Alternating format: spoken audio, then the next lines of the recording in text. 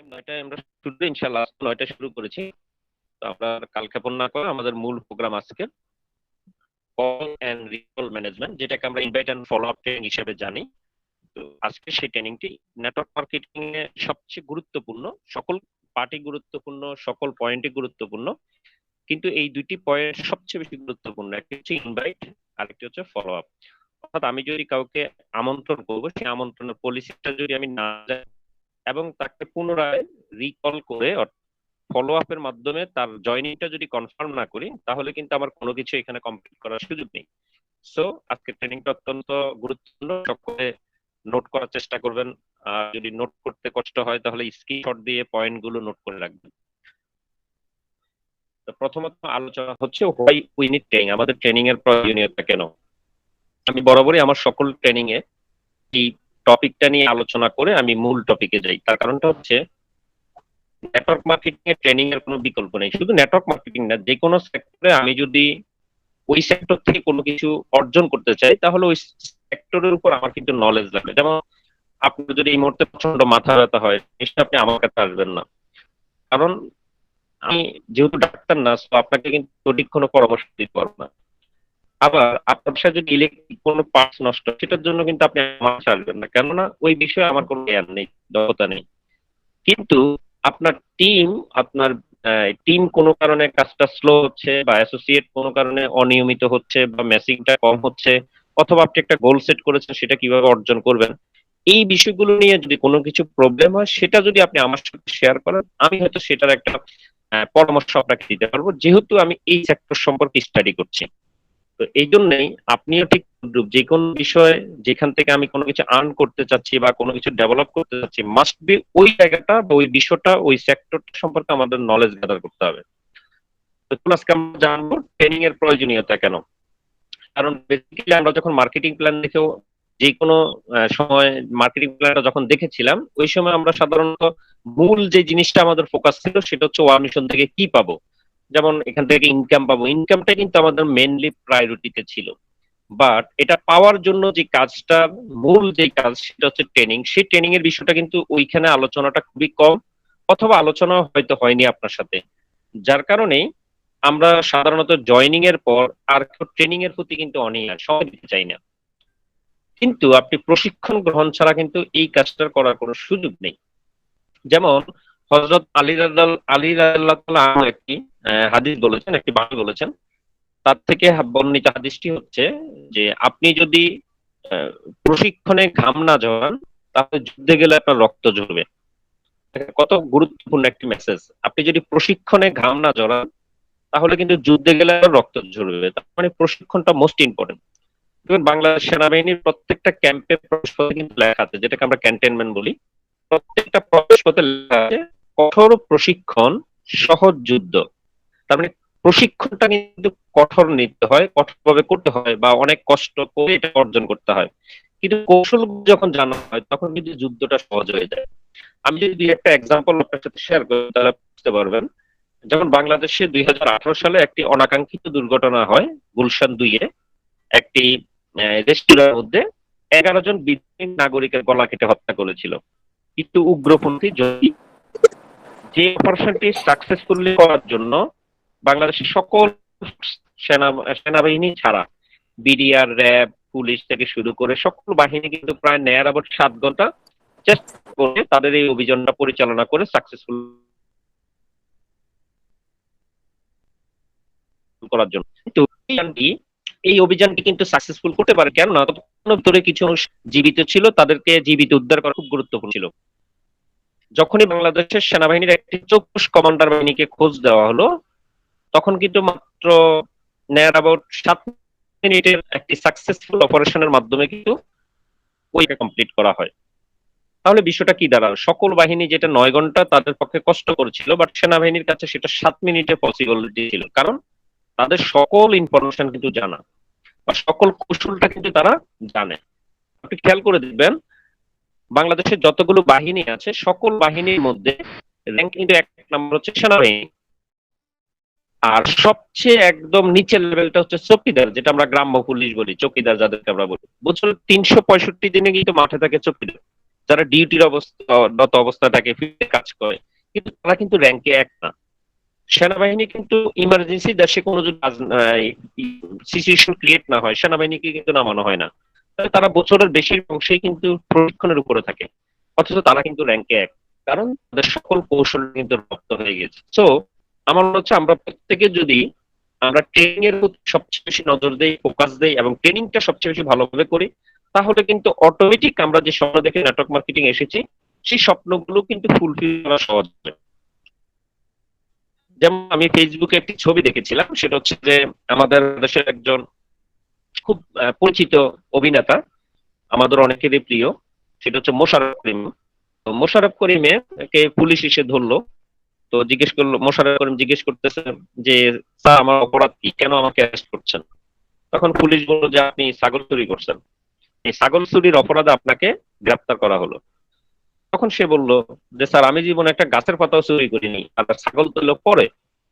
তখন পুলিশ বলতেছে না আমাদের কাছে প্রমাণ আছে। বলে যে কি প্রমাণ? এই যে আপনার বাড়িতে দেখেন এখনো ইনস্টাগ্রামটা এখনো দাঁড়িয়েছে আপনার বাড়িতে, তো এই জন্য আমরা আপনাকে গ্রেপ্তার করলাম।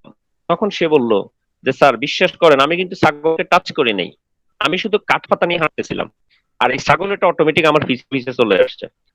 তাহলে বিষয়টা দ্বারা কি দেয় মেসেজ দিলাম? মেসেজটা হচ্ছে আপনি যদি নিজেকে প্রশিক্ষণ প্রাপ্ত করেন, নিজেকে দক্ষ হিসাবে তৈরি করতে পারেন, তাহলে দেখবেন কাস্টমার অটোমেটিক কিন্তু আপনার কাছে আসবে। কিন্তু আপনি যদি নিজেকে দক্ষভাবে তৈরি করতে না পারেন, তাহলে কাস্টমারের কাছে আপনি গেলেও কাস্টমার আপনাকে দেখে কিন্তু আরো জোরে দৌড় দিবে, কারণ আপনি কিন্তু ততটা এক্সপার্ট হননি। যেমন এখানে যারা আজকে অংশগ্রহণ করেছেন, আপনি একটু যদি খেয়াল করে দেখেন, জীবনে যদি কোথাও বা কোনো ফ্রেন্ডের মোটরসাইকেলের পিছনে আপনি উঠেছেন, কারো মোটরসাইকেলের পিছনে আপনি উঠেছেন, ঘটনাটা যেদিন প্রথম, সেদিন যে বন্ধু মোটরসাইকেলের পিছনে উঠলেন, তখন যদি সে বন্ধু আপনাকে একটা প্রশ্ন করতো যে বন্ধু তুমি যে আমার পিছনে বসছো, তুমি কি আয়াত কুরসি করতে পারো? আপনি বললেন কেন আয়াতুল কুরসি কেন? হ্যাঁ পারি, কিন্তু কেন পড়বো? তখন সে বললো যে বন্ধু আসলে আমি আজকে জীবনে প্রথমবার টান দিতেছি, তাই বলা তো জানা কি হয়, এই জন্য আয়াতুল কুরসি বলে নাও। এখন আপনি নিজেকে নিজে একটু প্রশ্ন করে দেখেন তো, আপনি কি ওই মোটরসাইকেলের পিছনে আর থাকবেন? নিশ্চয় না। এখন দেশ যদি বুঝতে পারে যে আপনি 21 নতুন, আপনি প্রথম, তাহলে সে কেন আপনার সাথে সিদ্ধান্ত নেবে? সেও তো নেমে যাবে। এই জন্য নিজেকে দক্ষ হিসাবে তৈরি করা ছাড়া কোনো বিকল্প নেই। তো চলুন আজকে আমরা একটু আলোচনা করি যে ট্রেনিং এর প্রয়োজনীয়তা কেন। বলা হচ্ছে রিসিভ মোর ইনফরমেশন, প্রচুর পরিমাণে তথ্য পাওয়া যাবে প্রশিক্ষণ থেকে। আর আমাদের কাজ কিন্তু তিনটা, মনে রাখবেন, পৃথিবীতে তিনটা জিনিস সেল হয়। নাম্বার ওয়ান হচ্ছে প্রোডাক্ট। কিছু কোম্পানি আছে বা কিছু সেক্টর আছে তারা শুধু প্রোডাক্ট সেল করে, বা কিছু ব্যক্তি আছে তাদের কাজ হচ্ছে প্রোডাক্ট সেল করা।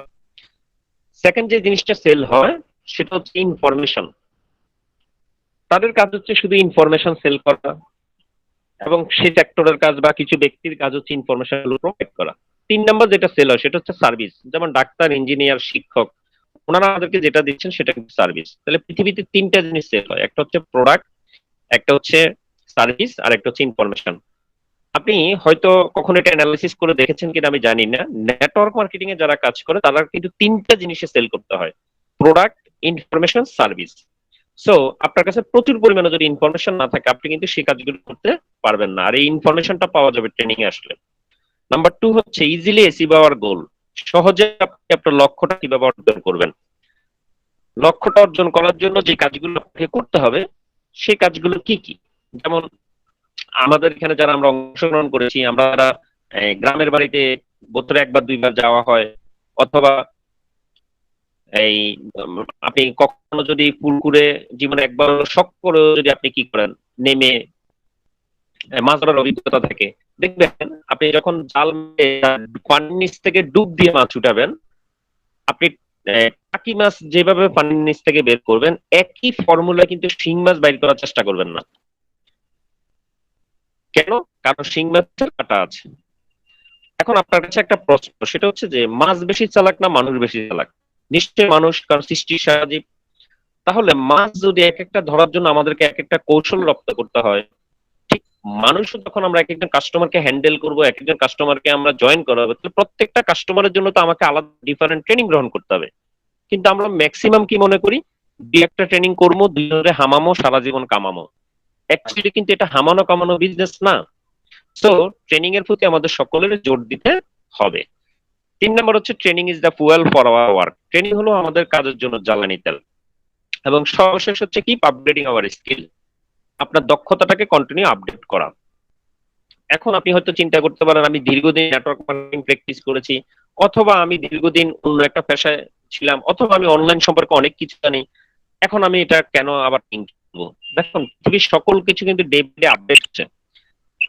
মোবাইল কোম্পানি যখন মোবাইল বের করে, নোকিয়া 3310 কিন্তু তখনকার সময় অনেক সেরা সেট ছিল, অনেক মানে লেটেস্ট ভার্সন মোবাইল ছিল, ওই সময় এটাই সবাই কিন্তু ব্যবহার করেছে।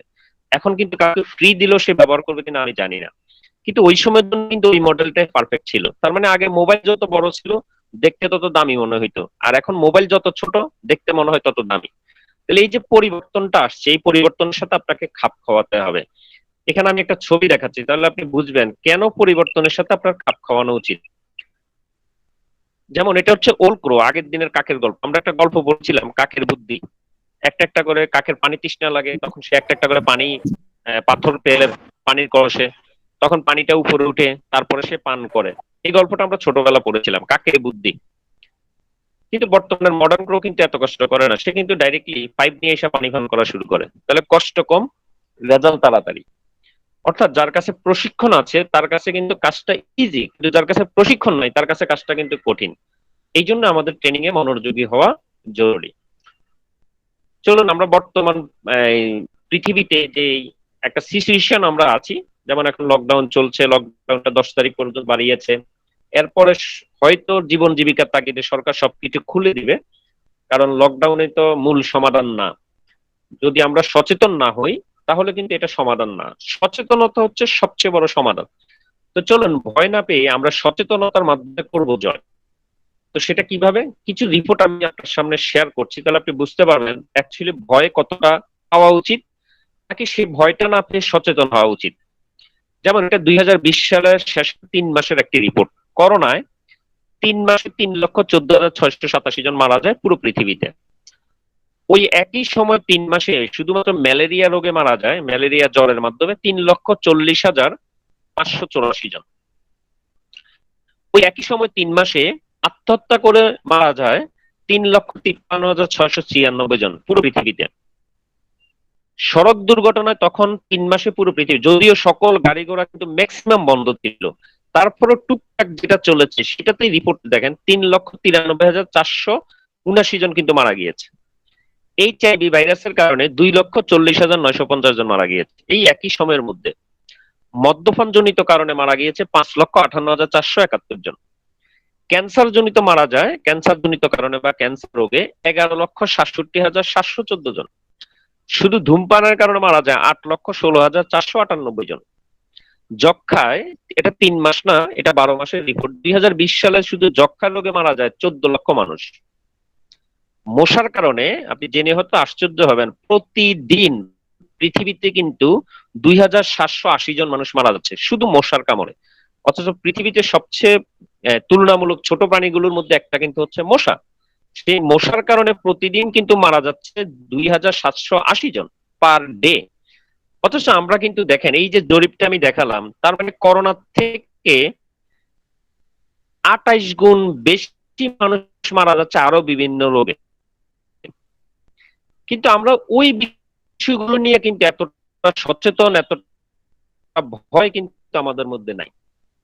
কিন্তু আমরা করোনাকে নিয়ে যতটা ভয় আছি, এই ভয়টা আসলে ভয় না, আমাদের সরকারি রিপোর্ট দেখি নর্মাল আক্রান্ত, অর্থাৎ আপনি ঘরে থাকলেও কিন্তু করোনা আক্রান্ত হতে পারেন। যেমন আপনারা গত সপ্তাহে একটা রিপোর্ট দেখেছেন কিনা আমি জানি না, কাশিমপুর কারাগারে একজন 80 আসামির করোনা ধরা পড়েছে পজিটিভ। অথচ উনি কিন্তু কন্ডম সেলে ছিলেন, কিন্তু 5টি আসামি ওই রুম কিন্তু উনি একজনই ছিলেন, অথচ ওনার কিন্তু করোনা পজিটিভ রিপোর্ট আসছে। তার মানে আমি আপনি ঘরে বসে থাকলে যে করোনা আক্রান্ত হবো না, বিষয়টা কিন্তু তা না। করোনা যে কোনো জায়গায় আক্রান্ত হতে পারে, এবং অলরেডি আমি আপনি কিন্তু অনেকেই আক্রান্ত হয়েও গিয়েছি, কিন্তু সেটা আমরা বুঝতে পারিনি কেন? কারণ গবেষণায় দেখা গিয়েছে 81% হচ্ছে নর্মাল আক্রান্ত, মানে আমি আপনি আক্রান্ত হই সেটা বুঝতেই পারিনি। হালকা জ্বর ছিল, কাশি ছিল একদিন, অ্যাজ এ সিজনালি জ্বরের মতো আমরা এটাকে অনুভব করি, অথবা সেটাও আমাদের হয়নি। 81%, 100 জনের মধ্যে 81 জনেরই নর্মাল আক্রান্ত। সামান্য প্রভাব 14%, অর্থাৎ 4-5 দিন ধরে জ্বরে ভুগতেছে, কাশিটা প্রচন্ড বা গলা ব্যথা হালকা, এটা 14% মানুষের প্রভাব পড়ছে, যেটা হাসপাতালে যাচ্ছে। অথবা দেখা গেল লং টাইম একটু পেইন সহ্য করতে হচ্ছে, শরীর ব্যথা, বিভিন্ন যে সিমটম গুলো থাকে সেটা 14% লোকের উপর প্রভাব পড়ে। সংকটাপন্ন অবস্থা থাকে মাত্র 5%। অর্থাৎ মৃত্যুজনিত বা আইসিইউ তে যেটা আমরা বলি, যেখান পর্যন্ত যেতে হয় সেটা মানে তাকেও আইসিইউ তে রাখতে হচ্ছে 2-4 দিন, 10 দিন, 20 দিন, 50 দিন। তাহলে সংকটাপন্ন হচ্ছে 5%, কিন্তু 5% এর মধ্যে মারা যাচ্ছে মাত্র 2%। তার মধ্যে 3% কিন্তু ভালো হয়ে যাচ্ছে। আপনি যদি প্রতিদিন আমাদের করোনার রিপোর্ট গুলো খবরে যেটা দেখবেন, আমরা কিন্তু নেগেটিভ সাইডকে হাইলাইট করার কারণে নেগেটিভ সাইডটা বেশি দেখি, পজিটিভটা কম দেখি। প্রতিদিন মারা যাচ্ছে অনেক, এটা ঠিক আছে, কিন্তু সুস্থ হচ্ছে কিন্তু তার থেকে কয়েক গুণ বেশি। তাহলে আমরা এটাকে ভয় না পেয়ে আমরা যদি এই বিষয়টা সম্পর্কে একটু সচেতন হই যে কিভাবে করোনা ছড়ায়, সেই জিনিসটাকে যদি আমরা মেনটেন করি, তাহলে আমরা এটা থেকে পরিত্রাণ পাওয়ার সুযোগ আছে। কারণ জীবন এবং জীবিকা কোনোটাকে কিন্তু আমি আপনি বাদ দিতে পারবো না, দুইটাকে ঠিক রাখতে হবে। তাহলে আমরা যদি সব সময় মাস্ক পরি, যখন বাসা থেকে বেরোবো অবশ্যই মাস্ক পরে বেরোবো, আমরা হ্যান্ড স্যানিটাইজার পকেটে রাখলাম, কিছুক্ষণ পর পর সেটা আমরা হাতের মধ্যে স্প্রে করলাম, কোনো কিছু মুখে দেওয়ার আগে হাতটা ভালো করে ধুয়ে নিলাম, এই কাজগুলো যদি বেসিক্যালি আমরা করি, তাহলে কিন্তু আমরা যত কাজেই ঘরের বাইরে করি না কেন, আল্লাহর রহমতে করোনা আক্রান্ত হবেন এটা কিন্তু মানে না। কিন্তু এটার ভয়ে যদি আমি ঘরে বসে থাকি, আমার কিন্তু ভয়েও মৃত্যু হওয়ার সুযোগ আছে। কারণ গত মাসে একটি জরিপ দেখলাম যে বর্তমানে মানসিক রোগে আক্রান্ত 54% মানুষ, 54% মানুষ অলরেডি মানসিক রোগী হয়ে গিয়েছে। এই লকডাউন অথবা শাটডাউনে ঘরবন্দি থাকার কারণে মানসিক ভাবে 100 জনের মধ্যে 54 জন কিন্তু এফেক্টেড। এটা যদি আরো দীর্ঘমেয়াদী হয়, আমি আপনি কিন্তু আরো খারাপ অবস্থার দিকে যাব। বাট কাজ যদি করি তাহলে কিন্তু মনও ভালো থাকবে, শরীরও ভালো থাকবে, আপনার যে ইনকাম সোর্স সেটাও কিন্তু ঠিক থাকবে। দেখেন, সার্স যে ভাইরাসের কথা বলা হয়, তখন কিন্তু পৃথিবীতে সার্স রোগে 100 জন আক্রান্ত হলে কিন্তু 10 জনে মারা যেত। তারপর আছে সোয়াইন ফ্লু, পরের বছরে যেটা আসছে, সেখানে কিন্তু 100 জনে 28 জনে মারা যেত। কিন্তু করোনা কিন্তু সেটা রিপোর্ট মাত্র 2%। সো আমরা করোনাকে ভয় না পেয়ে আজকে থেকে চেষ্টা করব আমরা আমাদের সচেতনতার মাধ্যমে এই করোনার যে বর্তমানে একটি যুদ্ধ চলছে সেটা থেকে আমরা আমাদেরকে জয় করব ইনশাআল্লাহ, এবং আমরা আমাদের ডেইলি কাজগুলোকে ঠিক মতো পালন করব। চলুন, আজকে আমাদের ইনভাইটের মূল টপিক হচ্ছে ইনভাইট। ইনভাইট মানে হচ্ছে আমন্ত্রণ। নেটওয়ার্ক মার্কেটিং সফল হওয়ার প্রথম এবং সবচেয়ে গুরুত্বপূর্ণ কাজ হলো ইনভাইট, যার মাধ্যমে আপনার স্বপ্ন পূরণের যাত্রা শুরু হয়। এখানে একটি মেসেজ দেওয়া আছে। ইনভাইট কিন্তু আপনি কি কারণে ইনভাইট করছেন, এই কারণটা যদি আপনি ফিল করতে না পারেন, অনুভব করতে না পারেন, তাহলে আপনার ইনভাইটটা কিন্তু প্রপার ইনভাইট নাও হতে পারে। যেমন দেখেন, আপনার ছোট ভাইয়ের জন্মদিন, আপনি আপনার কোন একটা ফ্রেন্ডকে ইনভাইট করছেন। ইনভাইটের ধরনটা যদি এমন হয় যে দোস্ত তোমার তো দেখে মনে হয় কিছু খাও না, তো কালকে আমার ছোট ভাইয়ের জন্মদিন, বাসায় কেক কাটবো, কলা, বিস্কুট, তারপর চানাচুর, আপেল, কমলা, মালটা, মিষ্টি, দই, অনেক কিছু আয়োজন করছি, তুমি বিকেলে খাই আইসো। এই যে তাকে দাওয়াতটা দিলেন, একটু খেয়াল করে দেখেন তো এই দাওয়াতটা সে কি আসার কোনো যুক্তিকতা আছে? আপনাকে যদি এইভাবে কেউ দাওয়াত দেয় আপনি কি আসবেন? নিশ্চয়ই না, কারণ ব্যক্তিত্ব সবারই আছে। বাট এই একই বিষয়টার উপরে দাওয়াতটা যদি আমরা একটু ভিন্নভাবে দিই, যেমন আপনি আপনার বন্ধুকে বললেন, আচ্ছা বন্ধু বলো তো আমার ভাই কি তোমার ভাই না? তখন সে বলবে হ্যাঁ, কেন, তোর ভাই তো আমারও ভাই। তাহলে আমার ভাইয়ের জন্মদিন মানে কার ভাইয়ের জন্মদিন? তাহলে সে বলবে যে হ্যাঁ, আমার ভাইয়ের জন্মদিন। তাহলে যেহেতু তোমার ভাইয়ের জন্মদিন, তাহলে এই প্রোগ্রামের আয়োজন থেকে শুরু করে কি কি জিনিস কেনাকাটা হবে, সকল কিছু, এগুলো কেনাকাটা থেকে মেহমান রিসিভ, সকল কিছু কার দায়িত্ব নেওয়া উচিত? দেখুন, আপনার বন্ধু বলবে যে আমার দায়িত্ব নেওয়া উচিত। তখন তাকে আপনি যদি বলেন যে তুমি আগের দিন রাতে চলে আসবা, দেখবেন সে আগের দিন রাতে যদি কোনো কারণে নাও আসতে পারে, পরের দিন সে সবার আগে কিন্তু চলে আসবে। কারণ আপনি তাকে গুরুত্ব দিয়ে দাওয়াতটা দিয়েছেন, তাকে গুরুত্বটা বুঝিয়েছেন, এবং তাকে সেই রেসপেক্টটা আপনি করেছেন। তার মানে ইনভাইটটা আপনার যদি 21-এ কেন ইনভাইট করছেন এই ফিলিংসটা যদি আপনার মধ্যে কাজ না করে, তাহলে কিন্তু আপনি ইনভাইটটা প্রপার ভাবে করতে পারবেন না। এখন ইনভাইট যদি আমি কাউকে না করি, আমার আপনার এই মার্কেটিং প্ল্যানটা যত চমৎকারই হোক, এটা দেখার জন্য কেউ কি আসবে? নিশ্চয়ই না। তাহলে কেউ যদি প্ল্যান দেখতে না আসে, কারো কি কোনো জয়নিং হবে? না। যদি কোনো জয়নিং না হয়, কোনো প্রোডাক্ট সেল না হয়, আমার কি কোনো ম্যাচিং হবে? না। ম্যাচিং যদি না হয়, আমার কি কোনো ডেজিগনেশন আসবে? না, যদি ডেজিগনেশন না হয় তাহলে আমার যে ইনসেনটিভ গুলো ওয়ার্ল্ড মিশন থেকে পাওয়ার কথা, কক্সবাজার ট্যুরে যাওয়া, নেপাল যাওয়া, মালয়েশিয়া যাওয়া, ব্যাংকক যাওয়া, সিঙ্গাপুর যাওয়া, বাইক পাওয়া, গাড়ি পাওয়া, ফ্ল্যাট পাওয়া, এই যে এতগুলো ইনসেনটিভ বা এতগুলো স্বপ্ন পূরণ আমার, এই কোনো কিছু কি হবে? নিশ্চয় না। তাহলে আমার সকল স্বপ্ন পূরণের প্রথম পদক্ষেপটা কিন্তু কি? ইনভাইট। সো এই জন্য বলা হচ্ছে ইনভাইটটা দেওয়ার সময় আপনাকে এমন ভাবে দিতে হবে, আপনাকে ফিল করতে হবে আমার এই দাওয়াতটা স্বপ্ন পূরণের দাওয়াত নিয়ে যাচ্ছি আমি, এই দাওয়াতের মাধ্যমে আমি আমার স্বপ্নটা পূরণ করব। তাহলে এই দাওয়াতে আপনার আন্তরিকতা থাকবে, আপনার মধ্যে একটা সিরিয়াসনেস থাকবে। চলুন ফিউচার নেটওয়ার্ক মার্কেটিং, আমরা একটু ফিউচার নেটওয়ার্ক মার্কেটিংটা কেমন হতে যাচ্ছে সেটা একটু রিপোর্ট নেওয়ার আমরা একটু চেষ্টা করি। আমি আমার আঙ্গিকে দুইটা রিপোর্ট আপনাদের সাথে একটু শেয়ার করছি। এটা হচ্ছে রুম ভাড়া হবে, অর্থাৎ সাবলেট যেটাকে আমরা বলি, দ্বিতীয় তলায় ব্র্যাকেটে লেখাটা আছে দেখেন, নেটওয়ার্ক আর অগ্রাধিকার। চলতি মাস এপ্রিল হতে ব্যাচেলর এক রুম অথবা সিট ভাড়া হবে, যোগাযোগ 113 আরামবাগ গার্লস স্কুল গলি। এটা ছবিটা উঠানোর আমার মূল কারণ হচ্ছে ঢাকা সিটিতে আপনাদের পরিচিত বা আপনারা যারা আছেন একটু খেয়াল করে দেখবেন ব্যাচেলরদের রুম পাওয়া কিন্তু সো টাফ, যেটা ব্যাচেলরের উপরে বাংলাদেশে অনেকগুলো নাটক রচিত হয়েছে। এবং যদি সেই গোল মানে ব্যাচেলরের জন্য বাসাটা হয় কোন একটা গার্লস স্কুলের গলির পাশে, তাহলে তো সেটা চিন্তা করাটাই বোকামি। কেননা ওই জায়গায় ইপটিজিং হতে পারে, এই জন্য বাড়ির মালিকের কমপ্লেইন আসবে। সো ওই গলিতে তো ব্যাচেলরের নো এন্ট্রি। কিন্তু খেয়াল করে দেখেন এখানে ব্যাচেলর ভাড়া দিচ্ছে কিন্তু ঠিকানা হচ্ছে গার্লস স্কুল গলি। তার মানে যিনি বাড়ির মালিক উনি ফিল করেছেন যে আমি যদি নেটওয়ার্কারকে অগ্রাধিকার, নেটওয়ার্কারকে আমি ব্যাচেলরকে ভাড়া দেই, সে কখনো কিন্তু এখানে দাঁড়িয়ে এই যে স্কুল গলিতে দাঁড়িয়ে স্কুলে যে মেয়েরা আসবে যাবে সে কিন্তু কাউকে শীষ মারবে না, কাউকে বিরক্ত করবে না, ইপটিজিং করবে না। কারণ সে জিনিসটা সে জানে। কারণ একজন নেটওয়ার্কার তিনি শুধু নেটওয়ার্কিং এর উপরে অথবা তার বিজনেস পলিসির উপরে কিন্তু প্রশিক্ষণ গ্রহণ করে না, তিনি তার টোটাল লাইফটার উপরে কিন্তু এখান থেকে শিখার সুযোগ আছে।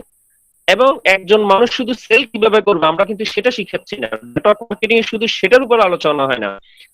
ব্যক্তি জীবনে কিভাবে কাজ করবেন, পারিবারিক জীবনে আপনি কিভাবে থাকবেন, সামাজিক জীবনে আপনার চলাফেরা কিভাবে উচিত, বড়দেরকে কিভাবে আপনি সম্মান করবেন, ছোটদেরকে কিভাবে স্নেহ করবেন, কি কি কাজ আপনার বর্জন করা উচিত, কি কি কাজ আপনার করা উচিত, এই বিষয়গুলো কিন্তু আলোচনার টপিকে থাকে প্রশিক্ষণে। তার মানে একজন ব্যক্তির মানুষের যে মৌলিক যে যোগ্যতাগুলো বা মৌলিক যে গুণাবলীগুলো এইগুলো কিন্তু শেখানো হয় নেটওয়ার্ক মার্কেটিং এ, যার জন্য একজন পরিপূর্ণ মানুষ নেটওয়ার্কার হওয়ার সুযোগ থাকে। যেমন আমার কথাটা যদি আপনি প্রমাণ করতে চান, আমি আপনাকে কিছু টপিক ধরিয়ে দিচ্ছি, আপনি একটু ট্রাই করে দেখবেন। আপনি আজ পর্যন্ত যত ইয়াবাখোর ধরা পড়েছে বাংলাদেশে, কোন একজন ইয়াবাখোর নেটওয়ার্কার এটাকে আপনি কখনো দেখেছেন?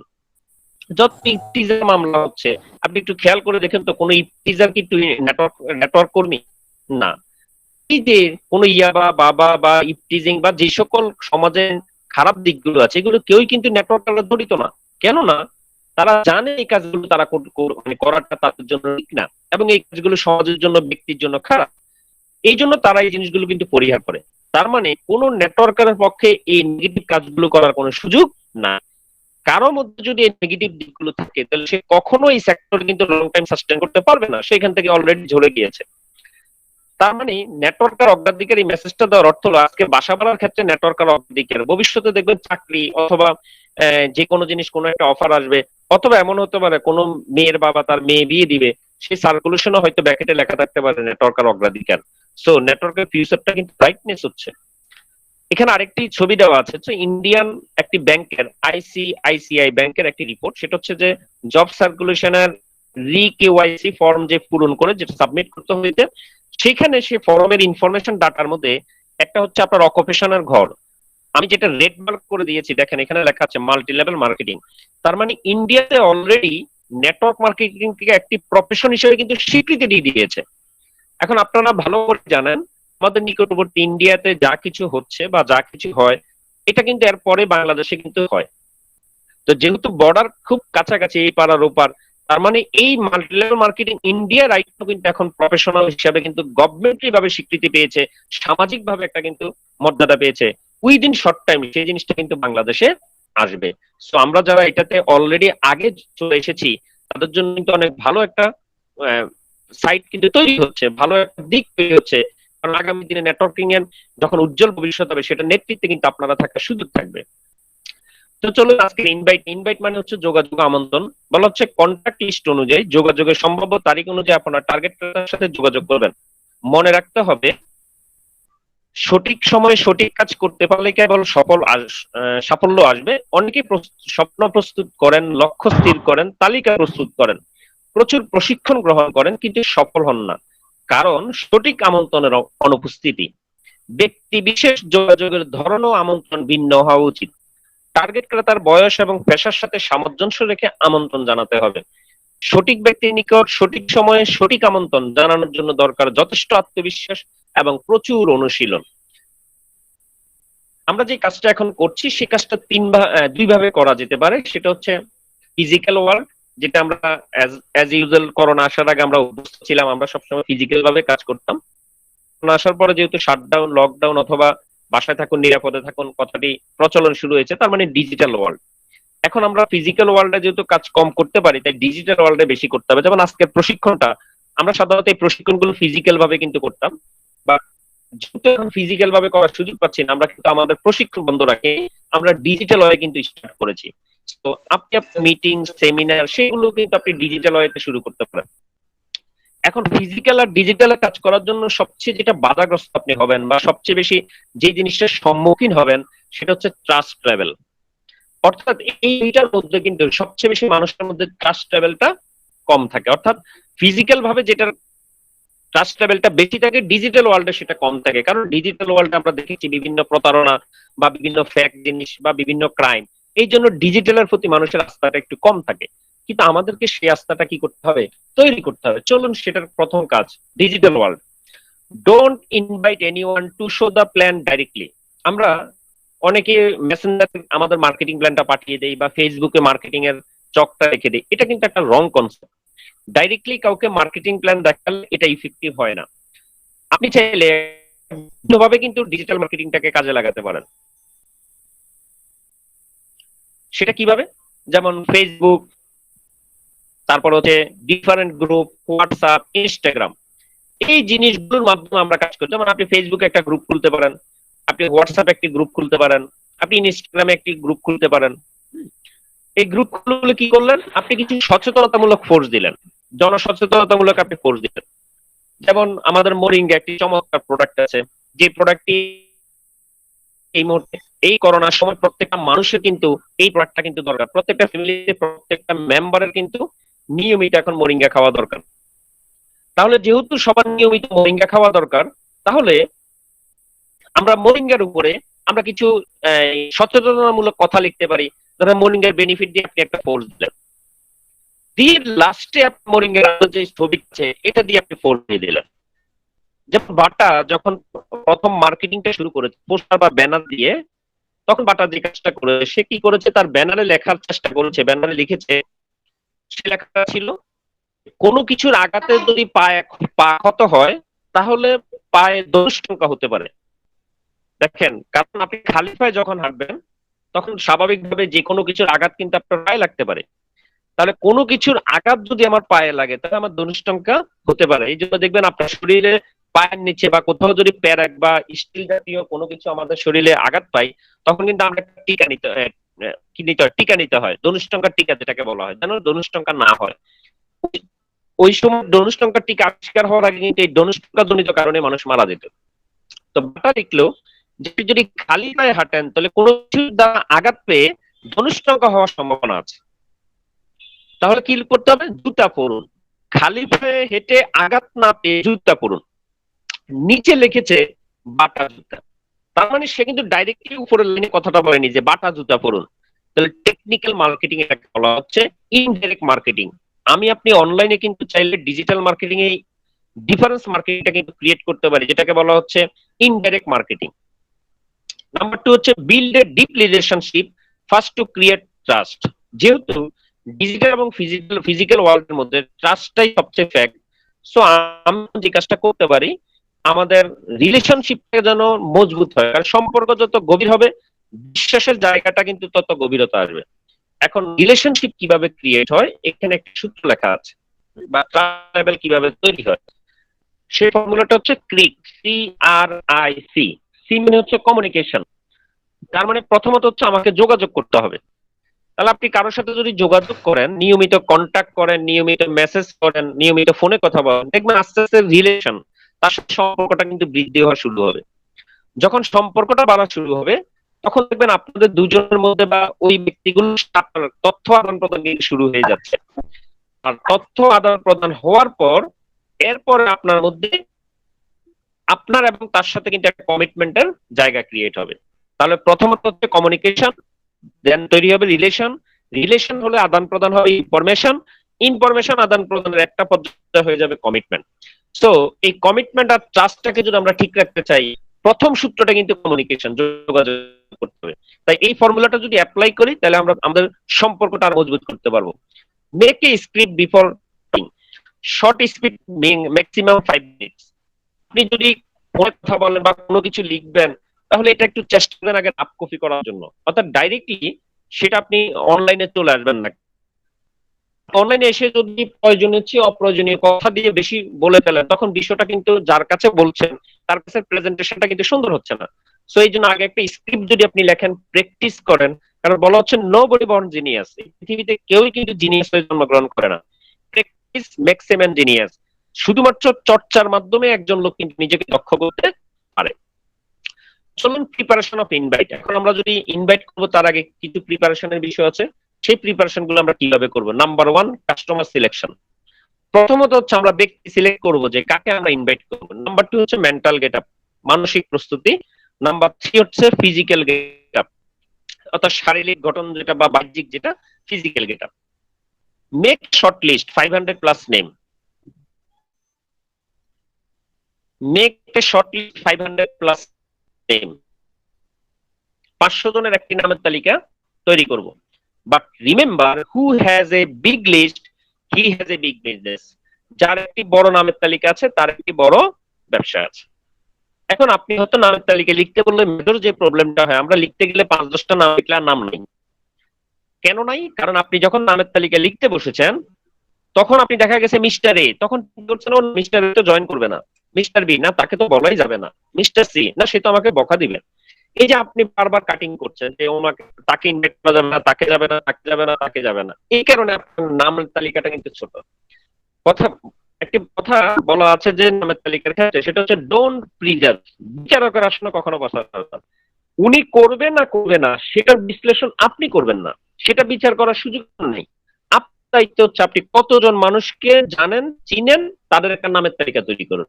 অ্যাজ লাইক আপনার বাড়িতে আপনি একটি বড় অনুষ্ঠান করবেন, কাকে কাকে আমন্ত্রণ জানাবেন, ঠিক সেম আপনি একটি নামের তালিকা তৈরি করুন। যখন আপনার নামের তালিকা তৈরি হলো, এখন নামের তালিকা সূত্রের জন্য কিছু সূত্র আমি আপনাদেরকে সহযোগিতা করে দিচ্ছি। ফ্রেন্ডস, প্রথম হচ্ছে ফ্যামিলি এন্ড ফ্রেন্ডস মেম্বার, আর হচ্ছে রিলেটিভ এন্ড রেসপেক্টিভ পারসন, আত্মীয় স্বজন, গণ্যমান্য ব্যক্তি। Insurance broker and important person. ইতে এমপ্লয়ি, চাকরিজীবী বা engineer. And the nearest person, কাছের প্রতিবেশী। ডি মানে ডক্টর বা ডাইনামিক পারসন। এস মানে স্টুডেন্ট অথবা স্ট্রেঞ্জার, অপরিচিত জন। বাসে যাওয়ার সময় একদিন পাশের সিটে বসে কথা প্রসঙ্গে তার সাথে পরিচয় হয়েছে, তিনিও আপনার ইনভাইট লিস্টে আসতে পারেন। এইভাবে যদি আপনি ফর্মুলাটা অ্যাপ্লাই করেন, দেখবেন আপনার 500 না, আপনি চাইলে 5000 নাম লেখার সুযোগ আছে। আরেকটি সূত্র অ্যাপ্লাই করে দিচ্ছি, ফোন মেমোরি। যেমন আমাদের প্রত্যেকের কিন্তু মোবাইল ফোন আছে, যাদের বার ফোন আছে তাদের মোবাইল কিন্তু 250 থেকে 300 নাম্বার অলরেডি সেভ আছে। যাদের স্মার্টফোন তাদের তো আরো বেশি, 1000, 2000, বা আপনি যদি গুগল অ্যাকাউন্ট করেন আরো বেশি নাম আপনার সেভ করার সুযোগ আছে। তো নাম তো আপনার কাছে আছে, এখন আপনাকে শুধু লিখতে হবে। যেমন আমাদের অনেকে ফেসবুকে যারা ইউজ করেন, অনেকের হয়তো 5000+ হয়ে গেছে, বা যাদের কাছাকাছি, ওও তো একটা কন্টাক্ট লিস্টে আছে। তাহলে আপনার মূল কাজ হচ্ছে আপনি 500 জনের একটা সর্বনিম্ন নাম তালিকা আপনাকে মেকিং করতে হবে। নেটওয়ার্ক মার্কেটিং এর একটি উক্তি আছে যে name list is the foundation for MLM. নামের তালিকা হচ্ছে নেটওয়ার্ক মার্কেটিং এর ভিত্তি প্রস্তর।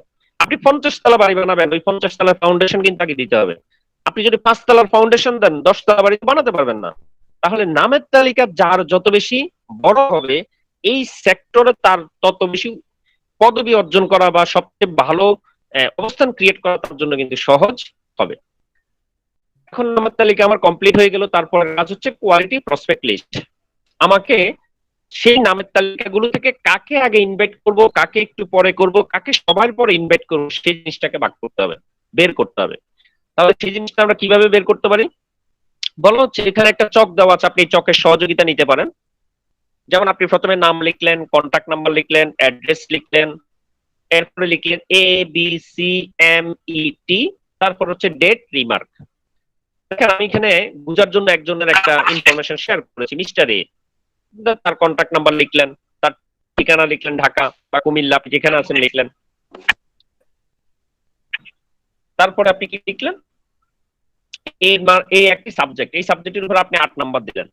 বি একটি সাবজেক্ট, সেই নাম্বার 8 নাম্বার দিলেন। সি তে তাকে 9 নাম্বার দিলেন। এম এর উপরে 5 নাম্বার দিলেন। ই তে 7 নাম্বার দিলেন।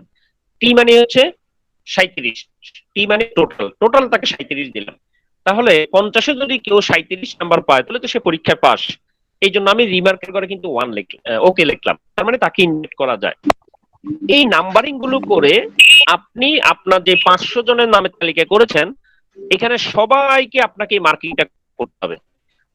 সবাই মার্কিংটা করবেন, দেখবে সবার কিন্তু নাম্বারটা এক হবে না, কারো কম থাকবে, কারো বেশি থাকবে।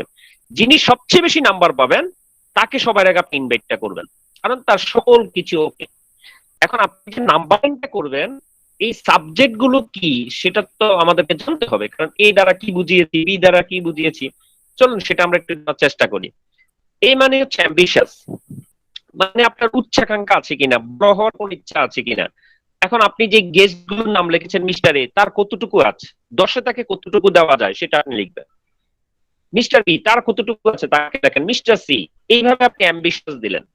এইবার হচ্ছে বিজনেস মাইন্ডেড, ব্যবসা করার মানসিকতা আছে কিনা। বি মানে বিজনেস মাইন্ডেড। এবার অনেকে আছে পরিচিত বলে যে জীবনে মানে বড় আমি কোনোদিন ব্যবসা ট্যাবসা করবো না, আমি ভালো একটা চাকরি করব। তার মানে কিন্তু তার চাকরির মেন্টালিটি, সো ব্যবসা করার মেন্টালিটি তার কম বা নাই। এই কতটুকু আছে ওই গেস্টের, সে আপনি নিজে কিন্তু মার্ক করবেন। সি মানে হচ্ছে ক্রেডিবিলিটি, ক্রেডিবিলিটি মানে হচ্ছে গ্রহণযোগ্যতা। এখানে এটা খুবই ইম্পর্টেন্ট। এখন দেখা গেল আপনি এমন একজন লোককে ইনভাইট করলেন বা এমন একজন লোককে আপনার সাথে সম্পৃক্ত করলেন যার নামে এলাকা পোস্টার ছাপিয়ে দিয়েছে যে ওনাকে ধরেই দিলে 50,000 টাকা পুরস্কার। এখন এমন একজন ব্যক্তি যদি আপনার সংস্পর্শে থাকে তাহলে পুলিশ তো ওনার বাড়িতে যাবে যাবে, মাঝে মধ্যে কিন্তু আপনার বাড়িতেও যাবে। তাই ক্রেডিবিলিটি এখানটা খুবই গুরুত্বপূর্ণ, গ্রহণযোগ্যতা। এম মানে হচ্ছে মানি, অর্থাৎ যেহেতু ন্যূনতম একটি প্রোডাক্ট তাকে ক্রয় করতে হবে, তো তাকে ওই প্রোডাক্টের টাকাটা তো তাকে ম্যানেজ করতে হবে। যেমন আমরা বন্ধুদের আড্ডার সময় অনেক সময় মাঝে মধ্যে বলি যে তাকে মায়েরা ফেলাইলেও 500 বাইরে দেবো না। এখন দেখেন তো, যারা মায়েরা ফেলাইলেও 500 বাইরে দেবো না, তাকে চিন্তা রেখে আপনি প্রোডাক্টের 4,000, 5,000 বা 6,000 টাকা কিভাবে আনবেন? তাই যদি মনে করেন যে তার টাকার, এই যে এখানে এম এর ঘরে আমি 5 লিখেছি, এখন তার একটি প্রোডাক্ট কেনার ব্যাপারে কতটুকু তার সামর্থ্য আছে সেটা আপনি নাম্বারিং করুন।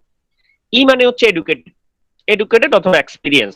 আপনি যদি এসএসসি পাস হয় আপনার গেস্ট, তাকে আপনি কি দেন? 6 দেন। যদি এসএসসি পাস হয় তাকে আরেকটু নাম্বার দেন। যদি সে অনার্স কমপ্লিট হয় আরেকটু নাম্বার দেন। মাস্টার্স হলে তাকে 10-এ 10 দেন। তাহলে এই মার্কিংটা করার পর টি মানে হচ্ছে টোটাল, এই টোটাল সবার গুলো যোগ করবেন, যে সবচেয়ে বেশি নাম্বার পাবে তাকে সবার আগে আমাদেরকে ইনভাইট করতে হবে।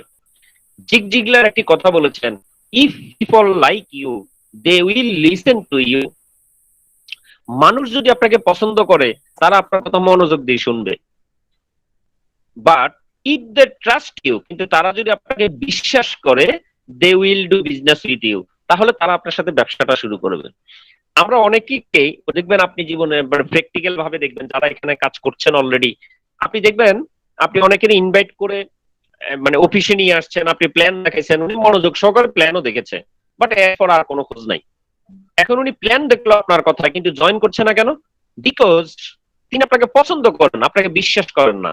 পছন্দ করেন বিদায় আপনার কথা মনোযোগ দিয়ে শুনছে, কিন্তু ব্যবসাটা কিন্তু শুরু করেনি। কারণ ব্যবসা তার সাথে উনি শুরু করবে যার প্রতি ওনার ট্রাস্ট আছে।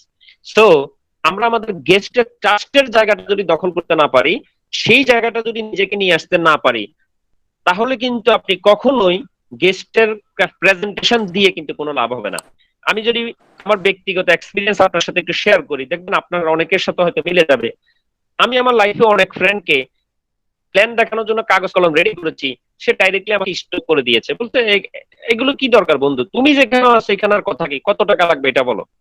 তাহলে দেখেন, তাকে আমি প্ল্যানও দেখালাম না, সে আমাকে উইলিংলি জয়নিং এর কিন্তু কথা বলছে। আবার অনেকের প্ল্যান দেখানোর জন্য 4 5 10টা কিন্তু পেজ শেষ করে দিয়েছেন ক্লোজিং দিয়ে, তারপরে তার জয়নিং হয় নাই। পার্থক্যটা কোথায়? পার্থক্যটা শুধু ট্রাস্ট আর লাইক। সো আজকে থেকে আপনি আপনার গেস্টের মূল্যায়ন করতে হবে, ওই গেস্টের আপনি কি ট্রাস্টের জায়গায় আছেন নাকি লাইকের জায়গায় আছেন। এখন ট্রাস্টের জায়গা যদি না থাকি, তাহলে ট্রাস্টের জায়গাটা যেতে হবে। কিভাবে যাব সেটাও আজকে আমি শেয়ার করবো আপনাদের সাথে। তো মেন্টাল গেটআপ প্রথমত হচ্ছে মানসিক ভাবে আপনাকে প্রস্তুতি নিতে হবে। প্রথম প্রস্তুতিটা হচ্ছে বি সিরিয়াস। আপনাকে সিরিয়াস হতে হবে। দেখবেন যে কোনো কাজের মধ্যে কিন্তু একটা সিরিয়াসনেস থাকে, ঝগড়া করতে তো একটা মুড লাগে। এখন আপনি হাসতে হাসতে যদি কাউকে গালে যান, সে তো মনে করবে ফাইজলামি করে। তাহলে সকল কিছুর কিন্তু একটা সিরিয়াস মোড আছে। আপনার বিজনেস করার জন্য কিন্তু একটা মানসিক প্রস্তুতি। বি সিরিয়াস, বি কনফিডেন্ট, আপনাকে আত্মবিশ্বাসী হইতে হবে। বি প্রোঅ্যাক্টিভ, আপনাকে ইতিবাচক মানুষ হইতে হবে। বি রেসপন্সিবল, আপনাকে দায়িত্বশীল হতে হবে। Don't think everybody will join, আপনি এটা কখনো মনে করবেন না যে প্রত্যেকে এখানে জয়েন করবে, but somebody will take the opportunity. কিন্তু কিছু লোক আছে যারা কিন্তু এই সুযোগটা গ্রহণ করবে। আমাদের ওই কিছু লোকটাই দরকার। মেন্টাল গেট আপ সেক্টর, কাকে কখন কিভাবে আমন্ত্রণ করবেন সে সম্পর্কে ভালোভাবে জেনে নিতে হবে। এমএলএম ব্যবসায়িক পদ্ধতি সম্পর্কে ভালো ধারণা থাকতে হবে। কার? আপনার না গেস্টের? নিশ্চয় আপনার। তাই ট্রেনিং এর প্রয়োজনীয়তা অপরিসীম। ফিজিক্যাল গেট আপ, পোশাক মার্জিত এবং রুচিসম্মত হতে হবে। অবশ্যই আপনি যে পোশাকটা পরবেন সেটা মার্জিত এবং বেশিরভাগ মানুষের কাছে রুচিসম্মত হইতে হবে। দেখেন, একটা জিন্স প্যান্ট যারা পরে, অথবা 10 8 10 দিক দিয়ে তালি দেওয়া, অর্থাৎ ডিজে পার্টি ড্রেস গুলো যারা পরে, এটাও তো কারো না কারো কাছে রুচিশীল, তবে সেটা সীমিত সংখ্যক, হাতে গোনা 2 4 জন 5 জন 10 জন। সো আমরা বেশিরভাগ মানুষের কাছে যেটা রুচিসম্মত সেরকম পোশাক পরবো। অফিসিয়াল ব্যাগ বা ফাইল থাকতে হবে। Business diary, visiting card, legal paper বলতে আমাদের অবশ্যই প্রোফাইলটা, আমরা যারা কাজ করছি সবার কাছে মাস্ট বি আমাদের বিজনেস প্রোফাইলটা কিন্তু থাকতে হবে। এটা হলো আপনার জন্য সবচেয়ে বড় অস্ত্র, কারণ এখানে লিগেল ডকুমেন্টস পেপারস এর সবকিছু দেওয়া আছে। প্রশাসন, মিডিয়া বা যে কোনো কিছুর আপনি যখন সম্মুখীন হবেন, অথবা গেস্ট কোনো প্রশ্ন করলো, আপনি কিন্তু সকল কিছু তাকে দেখানোর সুযোগ আছে এই বইটি থেকে। যুদ্ধ করতে যাবেন, যদি সাথে অস্ত্র না থাকে, প্রতিপক্ষ একটা ইট নিক্ষেপ করলে কিন্তু আপনি শেষ। এখানের অস্ত্রগুলো হচ্ছে কি, এই যে official bag, file, business diary, visiting card, legal papers মানে প্রোফাইল, সাদা কাগজ কলম ইত্যাদি আপনার সাথে থাকতে হবে। কাগজ আর কলমের ক্ষেত্রে একটু মেসেজ বলি। আমরা অনেকেই আছি এখনো ডাক্তারদের প্রেসক্রিপশনে আপনার ইয়ে করে, মানে পেড ডাক্তারের ওষুধখানা থেকে আমরা যেগুলো অনেক সময় ফ্রিতে পাওয়া যায়, যদি আপনার ডিসপেন্সারের উনি পরিচিত হয় যে পেড আছে, আমরা এখনো অনেকে দেখি পেডের মধ্যে প্ল্যান দেখায়। এখনো অনেকে দেখি আমাদের ভার্সিটি বা বাসার যে আমরা কাগজ বা খাতা ইউজ করি সেই খাতায় প্ল্যান দেখাই। এটা হচ্ছে রং কনসেপ্ট। ভাই, আপনি প্ল্যান দেখাচ্ছেন লাখ টাকার, একটা মানুষকে কোটি টাকার স্বপ্ন দেখাচ্ছেন, এটা আপনার কাগজের দাম কিন্তু 10 পয়সাও না, তাহলে কেমনে হবে? আপনি কোনো কর্পোরেট অফিসে যান, দেখবেন যে ওইখানে আপনার অফসেট পেপার ছাড়া কোনো আলোচনা না, অফসেট পেপার ছাড়া তারা কোনো পেপার ইউজ করে না। আপনি লাখ টাকার স্বপ্ন দেখছেন, আপনি কোটি টাকার স্বপ্ন দেখাচ্ছেন, অথচ আপনার ব্যাপারটা 10 পয়সা, তাহলে তো হইলো না, আপনার কথা কাজে কিন্তু মিলছে না। তো এখানে আজকে যারা আমরা আলোচনা শুনতেছি, আপনারা প্রত্যেকেই আজকে থেকে একটা কাজ করবেন, আগামী কালকেই একটা অফসেট পেপারের একটা রিং কিনে ফেলবেন। এক বক্স অফসেট পেপার আপনি 240 থেকে 50 টাকার মধ্যে পাবেন। 500 পেজ থাকে, তার মানে আপনার সর্বোচ্চ 40 50 পয়সা পার পেজে কিন্তু খরচ হচ্ছে। আপনি অফসেট পেপারে প্ল্যানটা দেখা কালকে থেকে স্টার্ট করেন, দেখবেন আপনার প্ল্যান শো, আপনার জয়নিং আগের থেকে রেশিওটা কিন্তু বেড়ে যাবে। কারণ একটি কথা আছে, আমরা অনেকেই মনে করি ছোটখাটো বিষয় নজর দেওয়া দরকার কি। ভাই, ছোটখাটো বিষয়ের উপরে কিন্তু মানুষের নজর বেশি থাকে। যেমন একটি হাদিস আছে, মানুষ কখনো রাস্তা দিয়ে হাঁটার সময় বড় কিছুর সাথে ধাক্কা খায় না, ধাক্কাটা বেশিরভাগ কিন্তু কোথায় খায়? ওই ছোট একটা পাথর কণার মধ্যে। তার মানে এই ছোটখাটো বিষয়গুলোর প্রতি কিন্তু মানুষের নজর বেশি থাকে। যেমন কলম থাকতে হবে। আমরা এখন কি করি, 5 টাকা ইচ্ছা মতো মেটাডোর কলম দিয়ে আমরা প্ল্যান দেখাই। এই কাজটা করা যায় না। আপনি আপনার ব্যাগে সবসময় দামি 2টা কলম রাখুন, রিচ 2টা রাখুন। হতে পারে সেটা 50 টাকা, 100 টাকা, 70 টাকা, 80 টাকা, হোয়াট এভার, আপনার যতটুকু সামর্থ্য। একটু ভালো দেখে 2টা কলম আপনার ব্যাগে রাখুন। ওই কলম দিয়ে গেস্টের সামনে আপনি প্ল্যান শো করুন। দেখবেন ডাক্তারের কাছে যাওয়ার পর ডাক্তার যে প্রেসক্রিপশন লিখে দেয়, তার কলমটার দিকে খেয়াল করে দেখবেন একটা দামি কলম দিয়ে সে লেখে। এই জন্য তাকে কিন্তু 500 থেকে 1000 বা 2000 টাকা আপনি ভিজিট দিচ্ছেন। তাহলে আপনিও তো একটা মানুষকে যখন প্ল্যান শো দেখান, আপনি কিন্তু প্রেসক্রিপশন দিচ্ছেন। এখন সে জয়েনিং করবে না করবে এটা নির্ভর করছে, বা সে কয়টা প্যাকেজ নিয়ে জয়েনিং করবে এটা আপনার কলমের উপর কিন্তু অনেকটা ডিপেন্ড করে। সো আজকে থেকে কাগজ আর কলমটা আমরা একটু চেঞ্জ করব। অফসেট পেপার ছাড়া আমরা প্ল্যান দেখাবো না। আর অবশ্যই যখন গেস্টের সাথে কথা বলবো আমরা একটু দামি কলম দিয়ে লেখার চেষ্টা করবো।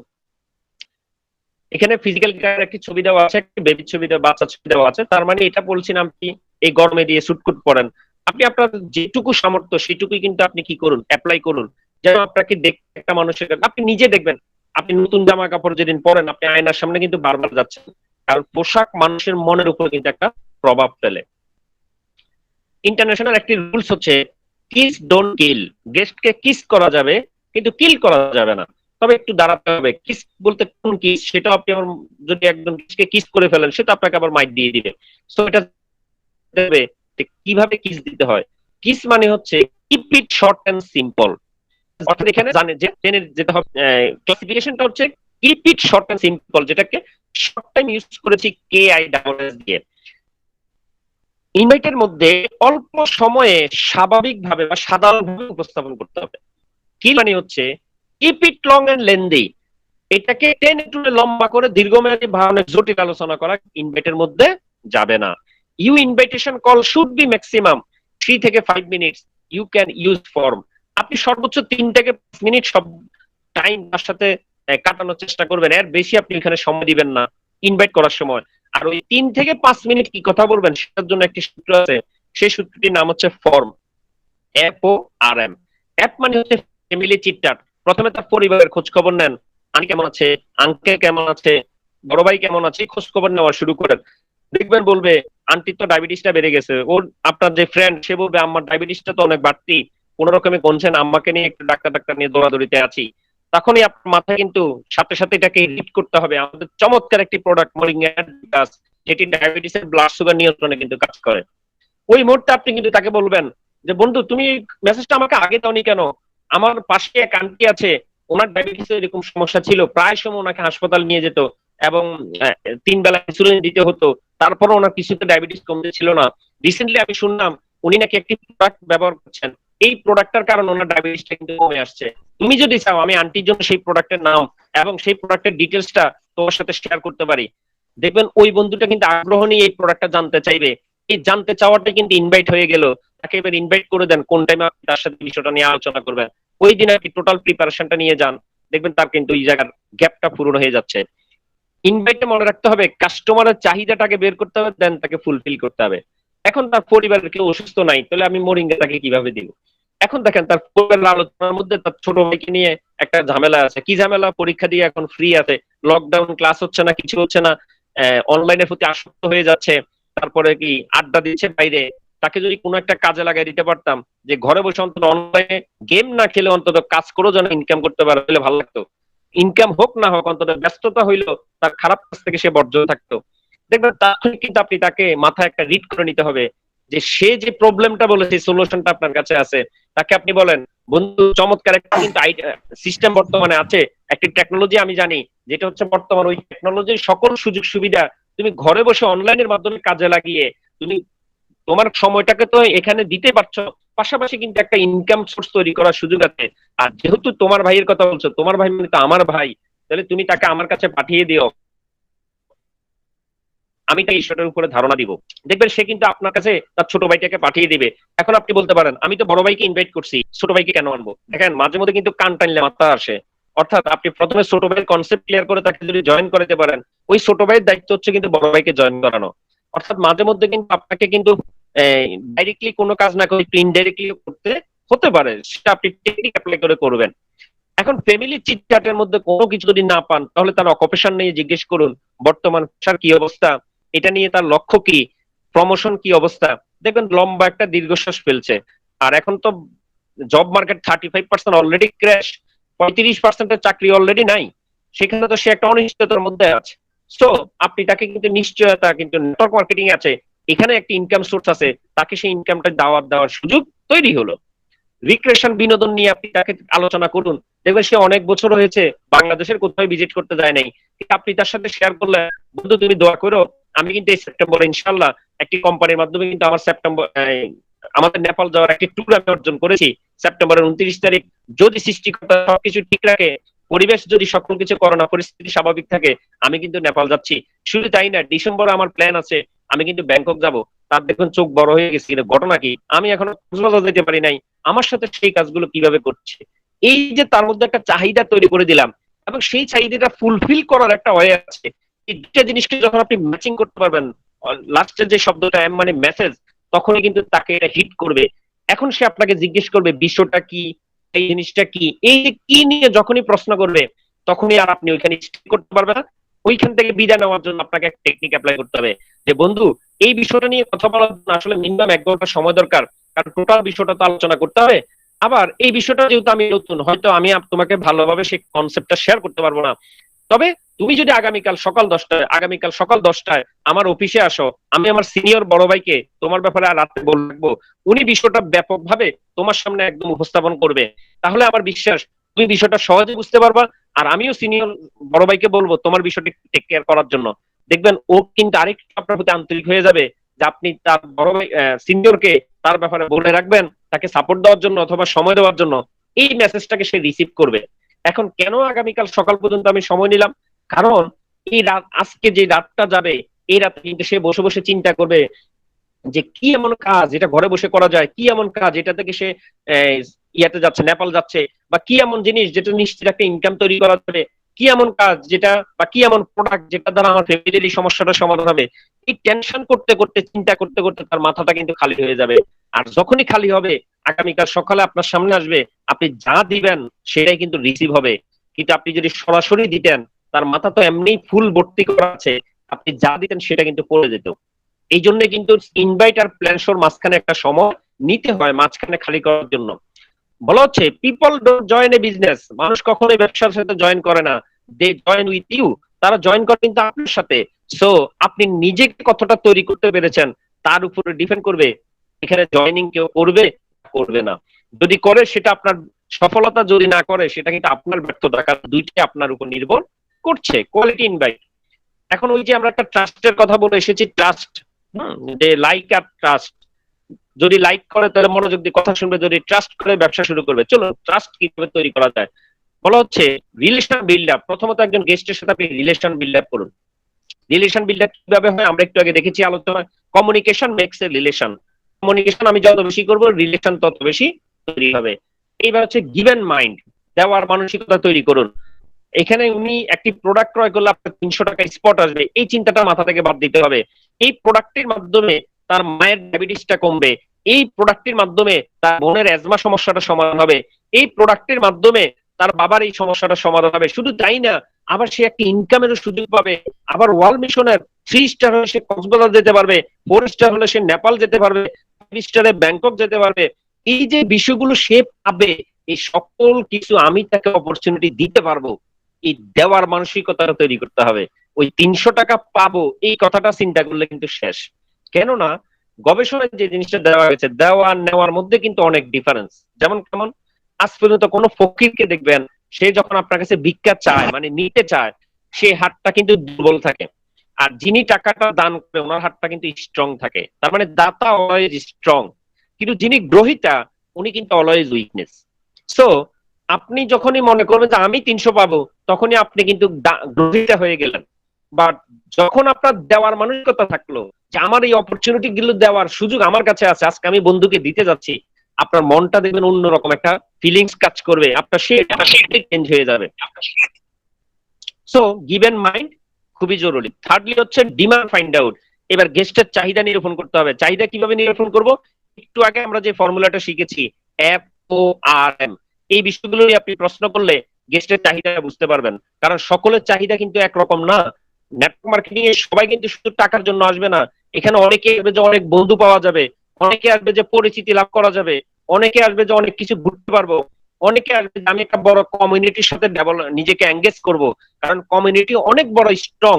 নেটওয়ার্ক এখন প্রত্যেকটা মানুষের দরকার। যেমন আমি যদি একটু ব্যাখ্যা করি আপনি সহজে বুঝতে পারবেন। নেটওয়ার্ক মার্কেটিং এ আপনি যেমন 21 এ প্রায় নেয়ার আবার 4 লক্ষ প্লাস ডাটা বা কাস্টমার আছে। আপনি যখনই ওয়াল মিশনে জয়েন করলেন, আপনি কিন্তু 4 লক্ষ মানুষের সাথে কানেক্ট হয়ে গেলেন। আল্লাহর রহমতে যদি কখনো আল্লাহ সেই আপনাকে না নেয়, আপনি অথবা আপনার পরিবার যদি ব্লাড কখনো প্রয়োজন হয়, আমার মনে হয় না ব্লাড সংকটে আপনার পরিবারের কেউ মারা যাবে। কেননা এই ওয়াল মিশন 4 লক্ষের কারণে ব্লাড কিন্তু আপনি পেয়ে যাচ্ছেন। বাট এখানে যদি আমি না আসতাম, এটা কিন্তু আমি পেতাম না। আমি আমার ব্যক্তি জীবনের একদম নিজের একটি এক্সপিরিয়েন্স আপনার সাথে শেয়ার করছি। আমি 2018 সালের জুলাই মাসের 8 তারিখে ডেঙ্গু জ্বরে আক্রান্ত হই, এখন আবার বর্তমানে ডেঙ্গুর প্রকোপ বাড়েছে। এই ডেঙ্গু জ্বরে আক্রান্ত হই যখন আমার ব্লাডের প্লাটিনেট ভাঙা শুরু করেছে, আমাকে হাসপাতাল অ্যাডমিট করার পর আমাকে 2 দিনের দিন দেখে আমার ব্লাডের প্লাটিনেট অনেক কম, একদম 20,000 চলে আসছে। রাতের বেলা টেস্ট করলো, 2 দিন পর দেখে যায় 20,000।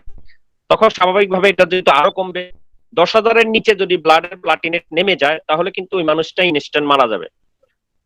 তো 15,000 থেকে যখনই রিপোর্ট নামা শুরু করে, সাথে সাথে ব্লাডের প্লাটিনেটটা দিতে হয়, ব্লাড না প্লাটিনেট দিতে হয়। 2 ব্যাগ ব্লাড থেকে 1 ব্যাগ প্লাটিনেট বাইর করা যায়, যেটা লাল রক্ত আর সাদা রক্ত, শুধু সাদা রক্তটা নেওয়া হয়, হোয়াইট সেল।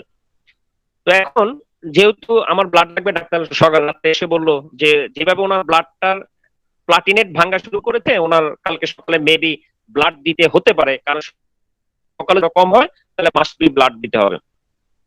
তো আপনার যারা রাতের মধ্যে আপনি যোগাযোগ করে রেখেন, সকালে ইয়া লাগবে, ডোনার লাগবে, ব্লাড লাগবে।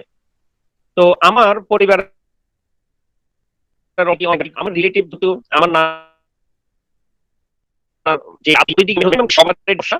তো যেহেতু ওনাদের সবারই ডায়াবেটিস, যার কারণে আমার ব্লাডের সাথে ওনাদের ব্লাড কমন গ্রুপ হলেও ওনারা কেউ কিন্তু আমাকে ব্লাড দিতে পারছেন না। তো জ্বর আছে, তো আমি যেহেতু অসুস্থ, মোবাইলটা ওইভাবে চালাতাম না, কিন্তু তারপর চিন্তা করলাম এই মুহূর্তে আমার মোবাইলটা ধরা দরকার। আমি মোবাইলটা ধরে আমার ফেসবুকে শুধু একটা স্ট্যাটাস দিয়েছিলাম, আজও এই স্ট্যাটাসটা কিন্তু আমার ফেসবুক টাইমলাইনে আছে, আমার জন্য 2 ব্যাগ ব্লাড লাগবে। ওইখানে 58টা কমেন্ট পড়েছিল, অর্থাৎ 58 জন আমাকে ব্লাড দিতে চেয়েছিল, যে কমেন্ট দেখা আছে। এবং চিটাগাং এর নাহিদ ভাই, তার সাথে ওনার সাথে আমরা এর আগে ওইভাবে কখনো কথা হয়নি বা পরিচয় ছিল না, উনি হয়তো আমার ট্রেনিং করেছিলেন। এরপর থেকে ওনাকে আমি ব্যক্তিগতভাবে একটু ভালোভাবে চিনি, যেহেতু ওনার কমেন্টস গুলো অনেকগুলো ছিল। উনি কিন্তু অনেকবার রাতের বেলা কমেন্ট, আমি তো ওই কমেন্ট পোস্টটা দিয়ে কিন্তু ঘুমিয়ে গেছি, আমার তো মোবাইলটা আমার হাতে ছিল, আমি কিন্তু ঘুমিয়ে গেছি। সকালবেলা আমি দেখেছি এরই, উনি দেখছে স্যার আমি ব্লাড দিব, চট্টগ্রাম উনি থাকে, আমি ব্লাড দিব, কখন লাগবে স্যার? আবার একটু পরে উনি কমেন্টস করছে, স্যার আমি কি আপনার গাড়িতে রওনা দেবো? আবার কমেন্টস করলো, আমি স্যার এখন বর্তমানে বাস স্ট্যান্ডে আছি, 11:30 লাস্ট টিপ, আপনি বললেন আমি গাড়িতে উঠবো।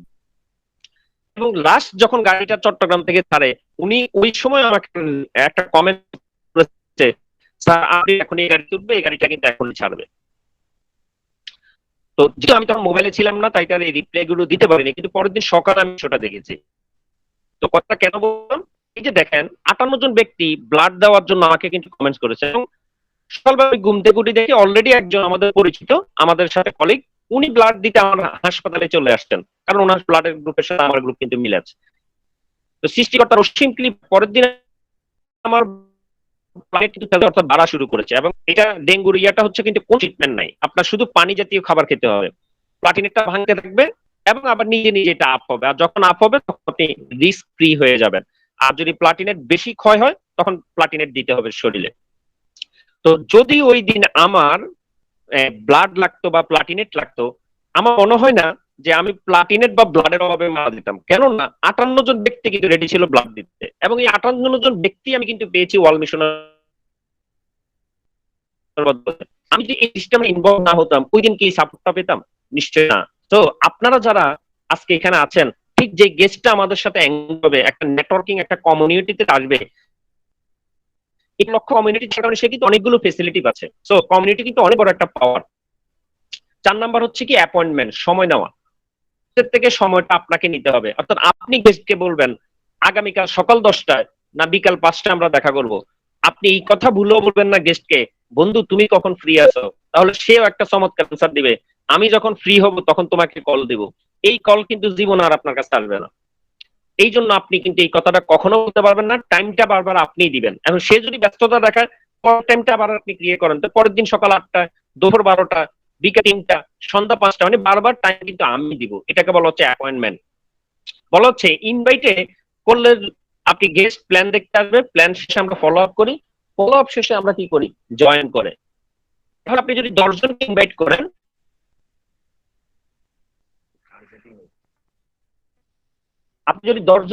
করেন, তাহলে 5 জন প্ল্যান দেখতে আসবে। 5 জন যদি প্ল্যান দেখে তাহলে আপনি ফলো করা যাবে। তার মধ্যে একজন জয়েন করে। এটা হচ্ছে নেটওয়ার্ক মার্কেটিং এর সবচেয়ে একদম সর্বশেষ রেশিও, যেটা যে 10 জনকে জয়েন করালে একজনকে ইনভাইট করলে একজন জয়েন করে। এখন আপনি যদি একটু খেয়াল করে দেখেন, আমি যদি 10 জনকে ইনভাইট না করতে 5 জন আসতো প্ল্যান দেখতে, নিশ্চয়ই না। যদি প্ল্যান না দেখতো তাহলে কি 3 জনকে আমি ফলো আপ করতে পারতাম?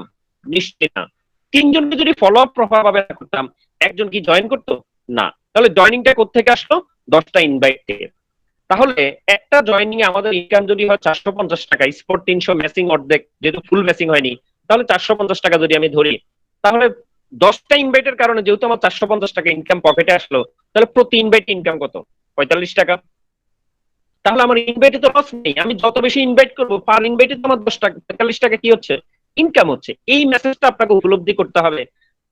তাহলে দেখবেন কোন গেস্ট যদি আপনাকে বলে আমি কিন্তু কালকে যাবো না, আপনি থেকে হাসিয়ে বলেন বন্ধু কোনো সমস্যা নাই, আমার 45 টাকা ইনকাম হয়েছে, তার দেখবেন চোখ বড় হয়ে যাবে, কি ঘটনা কি, আমি যাবো না, তারপরেও তো 45 টাকা ইনকাম, বলে হ্যাঁ আমার 45 টাকা ইনকাম, তুমি আসো না, ওকে ফাইন বন্ধু, থ্যাংক ইউ, বাই, এটা বলে হাঁটা শুরু করবেন। দেখবেন এই 45 টাকার ঘটনা জানার জন্য ওই বন্ধু কিন্তু আপনার পিছ ছাড়বে না। তার মানে তার অফিসে আসা জয়েনিং কিন্তু কমপ্লিট। এটা আপনাকে ফিল করাইতে হবে। এটা যদি করাইতে পারেন আপনি কিন্তু সাকসেস হবেন। বলা হচ্ছে 10 জনকে ইনভাইট করলে একজন যেহেতু জয়েনিং করে, তাহলে আমি 2 জনকে যদি জয়েন করাইতে চাই মিনিমাম 20 জনকে ইনভাইট করাইতে হবে। তার মানে মোর ইনভাইট মোর জয়েনিং, যত বেশি ইনভাইট করব তত বেশি জয়েনিং হবে। টুডে এন্ড টুমোরো, আজকের গুটি পোকা আগামীকালকের প্রজাপতি। আজকের গুটি পোকা আগামীকাল সেটা হচ্ছে কি? প্রজাপতি। আচ্ছা, তাহলে গুটি পোকা থেকে কি হচ্ছে? প্রজাপতি। এই জন্য বলা হচ্ছে ডোন্ট লস হোপ, কখনো আশা ছাড়া যাবে না। কেননা you never know what tomorrow will bring. আপনি জানেন না যে আগামী দিন আপনার জন্য কি ওয়েট করছে। সৃষ্টিকর্তার উপর সবসময় কি রাখতে হবে? ভরসা রাখতে হবে, কারণ উনি একমাত্র জানে আগামীকাল আমার জন্য কি আছে। এই জন্য নিরাশ হওয়া যাবে না। এখানে একটা ছবি দেওয়া আছে, দেখেন। এই যে মিস্টার সামনে মফিজ দাঁড়িয়ে আছেন, অর্থাৎ ওনাকে দেখে আমি আপনি হয়তো মফিজ চিন্তা করতেছি। যে লোককে জয়েনিং করাইতে নেটওয়ার্ক মার্কেটিং এ কোনো লাভ নেই। কারণ নেটওয়ার্ক মার্কেটিং একটু স্মার্ট ওয়ে যদি কোনো ব্যক্তিকে জয়েন করাই, স্মার্টনেস, তাকে তার দ্বারা বিজনেসটা ভালো হবে। কিন্তু আপনি জানেন কিনা আমি জানি না, এই ব্যক্তিটা হচ্ছে ওয়ার্ল্ডের সবচেয়ে লার্জেস্ট ফ্যামিলির অধিকারী। অর্থাৎ এখানে যে টোটাল পিছনের যে চিত্রটা দেখতেছেন এটা কিন্তু একটা পরিবার, আর উনি হচ্ছেন সেই পরিবারের কিন্তু মূল মাথা। উনি জন্মসূত্রে চায় না, তবে থাকে ইন্ডিয়ার একটি প্রদেশে। ওনার বউ মানে ওয়াইফ হচ্ছেন 39 জন, বউ 39 জন, ছেলে মেয়ে 93 জন, নায়নাত্ম সব মিলে 163 জনের পরিবার। তবে এই রিপোর্টটা কিন্তু 2018 সালের। এই 18 সালের পর আজকে 21 সাল, মাস্টার 2 বছর অনেক লকডাউন করি, এই বছর বা আরো টোটাল একটা গ্যাপ, এর মধ্যে কত প্রোডাকশন হয়েছে সেই রিপোর্ট আমার কাছে নাই। তাহলে একটু চিন্তা করে দেখেন, মেসেজটা আসল বলার সেটা হচ্ছে এই ব্যক্তিটাকে আমরা জয়েন করাইতাম, আর এই ব্যক্তি যদি তার পরিবারের প্রত্যেকের জন্য একটা করে মোরিঙ্গা ক্রয় করে, ওনার ফ্যামিলিতে কিন্তু 166টা মোরিঙ্গা যাবে। তার মানে কাউকে কখনো অবহেলা করা যাবে না, সবাইকে কি দিতে হবে? সম্মান করতে হবে। মনে রাখতে হবে একজন গেট জয়েন করার জন্য 80% নির্ভর করে সম্পর্কের উপর, বাকি 20% নির্ভর করে অন্যান্য বিষয়গুলোর উপর। ইনভাইটে কোন কোন কথা বলা যাবে না, আয়ের কথা বলা যাবে না, ডাইরেক্টলি এখানে 3,75,000 টাকা ইনকাম করা যায় এমন কোনো কথা উল্লেখ করা যাবে না। নিজের আয়ের কথা বলা যাবে না, আমি 2 লাখ কোটি ইনকাম করি, এই ডাইরেক্টলি এগুলো বলা যাবে না। 2 জন লোক দিতে বলা যাবে না, বলে দোস্ত কাজ কম, মাত্র 2 জন দিবা, সব খেলা আমার। এই যে 2 জন দিবা, এই ধরনের কথাগুলো, সেন্টেন্স গুলো ইউজ করা ঠিক না, মিথ্যা বলা যাবে না। মার্কেটিং প্ল্যানে নাই এমন কোন এই ধরনের কথা বলা যাবে না। আমন্ত্রণ দুর্বল হওয়ার কারণ সমূহ: নিরাশাবাদী মনোভাব, যা আমার দ্বারা মনে হবে না, ব্যর্থ হওয়ার ভয়, যদি ইনভাইট করার পর উনি কিছু বলে, যদি উনি না আসে, এই যে যদি যদি দিয়ে আমি কিন্তু আমাকে কি করছি, মানে মনোভাবটাকে নিরাশ করে ফেলছি। ফাইনালি হচ্ছে সমালোচনার ভয়। এই 3টা কারণে কিন্তু আমন্ত্রণ দুর্বল হয়ে যায়। আমন্ত্রণ করার সময় কথা বলার নিরিবিলি পরিবেশ তৈরি করে নিতে হবে। এমন একটি জায়গা তৈরি করে নেবেন বা এমন একটি জায়গা আগে সিলেক্ট করে নেবেন যেখানে নিরিবিলি পরিবেশে কথা বলা যায়। কোনো গ্যাদারিং পরিবেশে কিন্তু আপনি প্ল্যান শো দেখালে বা আলোচনা করলে ফলপ্রসূ রেজাল্ট আসবে না। স্থান, কাল, পাত্র এবং অবস্থান সম্পর্কে অবশ্যই সচেতন থাকতে হবে। আমন্ত্রণ করার সময় সতর্কতা, বক্তব্য সুস্পষ্ট ও আকর্ষণীয় হতে হবে, সংক্ষেপে 2-3 মিনিটের মধ্যে শেষ করতে হবে। একাধিক ব্যক্তির সামনে আমন্ত্রণ করা যাবে না। অর্থাৎ আপনি 5 জন বন্ধু দ্বারা চাকরিতে একজনকে ইনভাইট করতে গেছেন, ওই একজনকে ডাক দিলেন, দোস্ত এদিকে আসো, এবার তাকে ইনভাইট করে ছেড়ে দিলেন, এটা হচ্ছে রং। কেন রং? উনি যখন ওই 5 জনের সাথে আবার মিশে যাবে, ওরা কিন্তু স্বাভাবিকভাবে জিজ্ঞেস করবে কি কি বলছো তোমাকে, এই তখন কিন্তু শেয়ার করছে, জিনিসটাকে নেগেটিভ হয়ে যাচ্ছে। এই জন্য এখন যে কাজটা করা যাবে, আপনি যেহেতু চলে আসছেন, দেখলেন যে আজকে ইনভাইটের পরিবেশ নেই, আজকে শুধু রিলেশনটা আরেকটু বিল্ড আপ করে যান। কিভাবে? যে বলতে এদিক দিয়ে যাচ্ছিলাম, কি অবস্থা, ভালো আছো, তো বাকি চারজনের সাথে আপনি পরিচয় হয়ে চলে যান, আজকে ইনভাইট করার দরকার নেই, নেক্সট টাইম আরেকদিন কি ইনভাইটটা করবেন। Quality invite. বয়স 18 থেকে 25, ছাত্র বা ছাত্রী, তার জীবনে সবচেয়ে দামি হচ্ছে সময়। বয়স 25 থেকে 30, বেকার, তার জীবনে সবচেয়ে দামি হচ্ছে আয়। বয়স 30 থেকে 60, চাকরিজীবী, তার জন্য বাড়তি আয়। বয়স 60 অবসর, তার জন্য পরিচয়তা। এই সূত্রটাও যদি আপনি মুখস্থ করতে পারেন, তাহলে কিন্তু সব বয়সের লোকের আপনি ইনভাইট করার সুযোগ আছে। এই যে এই লাইনটাকে আপনাকে মুখস্থ করে নিতে হবে, এবং এই একটা লাইন যদি আপনি মুখস্থ করতে পারেন, একটি প্যারাগ্রাফ, তাহলে কিন্তু সকল জায়গায় আপনি এটা অ্যাপ্লাই করতে পারবেন। দেখেন ছাত্রছাত্রী, আমি একটি নতুন প্রযুক্তি সম্পর্কে জানি, যে প্রযুক্তির মাধ্যমে ঘরে বসে অনলাইনে একজন ছাত্র তার পড়ালেখা সম্পূর্ণ ঠিক রেখে পড়ালেখার পাশাপাশি অল্প সময় দিয়ে তার চাহিদা মতো বাড়তি ইনকাম করতে পারে। তোমার জানাশোনা এমন কোন ছাত্র আছে কি যে তার পড়ালেখার পাশাপাশি একটি বাড়তি আয় করতে চায়? তাহলে আমার সাথে যোগাযোগ করতে বলো, আমি তাকে সহযোগিতা করব। অল্প সময়টা কিন্তু রেড মার্ক করা আছে, কারণ ছাত্রছাত্রীর জীবনের দামি হচ্ছে সময়, এই জন্য আমি অল্প সময় উল্লেখ করলাম। এই যে দেখেন, আপনি কিন্তু গেস্টকে বলছেন তোমার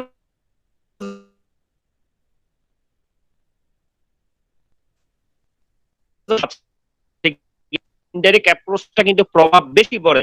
তার তখন মনের মধ্যে চিন্তা হবে, কি রে, ঘটনা কি, আমিও তো ছাত্র, বাইরে যা আমারে বললো না, বা সে আমারে বললো না কেন। তখন নিজের কিউরিয়াসিটি দিয়ে আপনাকে প্রশ্ন করবে, কিছু করা যাবে কিনা, আমি করতে পারবো কিনা, তার মানে আগ্রহটা কিন্তু সৃষ্টি হয়ে গেল। বেকার, ওই একই লাইন, শুধু একটু ডিফারেন্স।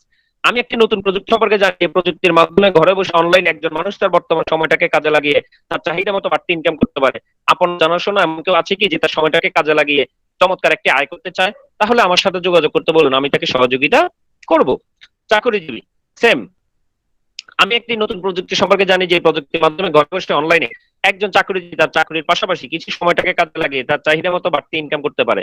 আপনার জানাশোনা এমন কেউ আছে কি যে তার সময়টাকে কাজে লাগিয়ে একটি বাড়তি আয় করতে চায়? তাহলে আমার সাথে যোগাযোগ করতে বলুন, বলো, বলুন, আমি তাকে সহযোগিতা করব। অবসর প্রাপ্ত, আমি একটি নতুন প্রযুক্তি সম্পর্কে জানি, যে প্রযুক্তির মাধ্যমে ঘরে বসে অনলাইনে একজন মানুষ তার বর্তমান সময়টাকে কাজে লাগিয়ে তার পরিবারের নিশ্চয়তার জন্য একটি চমৎকার সুযোগ তৈরি করতে পারে। আপনার জানাশোনা এমন কেউ আছে কি যে তার সময়টাকে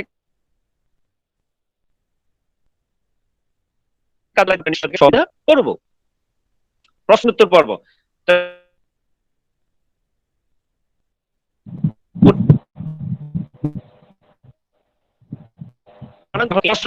প্রশ্নোত্তর পর্বের জন্য আমাদের কিছু প্রশ্ন জানা দরকার, যেটা আইবি দেওয়া আছে 17টা প্রশ্ন। যদি কোম্পানি চলে যায়, পণ্যের দাম বেশি কিনা, এত টাকা কোথেকে দেয়, কিভাবে দেয়, যদি আমার সময় না থাকে, যদি আমি কাজ করতে না পারি, এত লোক কোথায় পাবো, পণ্য মানসম্মত কিনা, যদি আমার দরকার না হয়, যদি টাকা না থাকে, ইনভেস্ট করতে না পারি, আমার কাজ কি, যদি এক সাইড বন্ধ হয়ে যায়, সব লোক যদি শেষ হয়ে যায়, ব্যবসা কি হালাল না হারাম, পত্রিকা নেগেটিভ এই ব্যাপারে আপনার মন্তব্য, এই ব্যবসাটা কি সম্মানজনক, পূর্বে অনেক টাকা দিয়ে সর্বস্ব হয়েছে, এক্ষেত্রে কি এমন হতে পারে, রাজনীতি মুক্ত কিনা।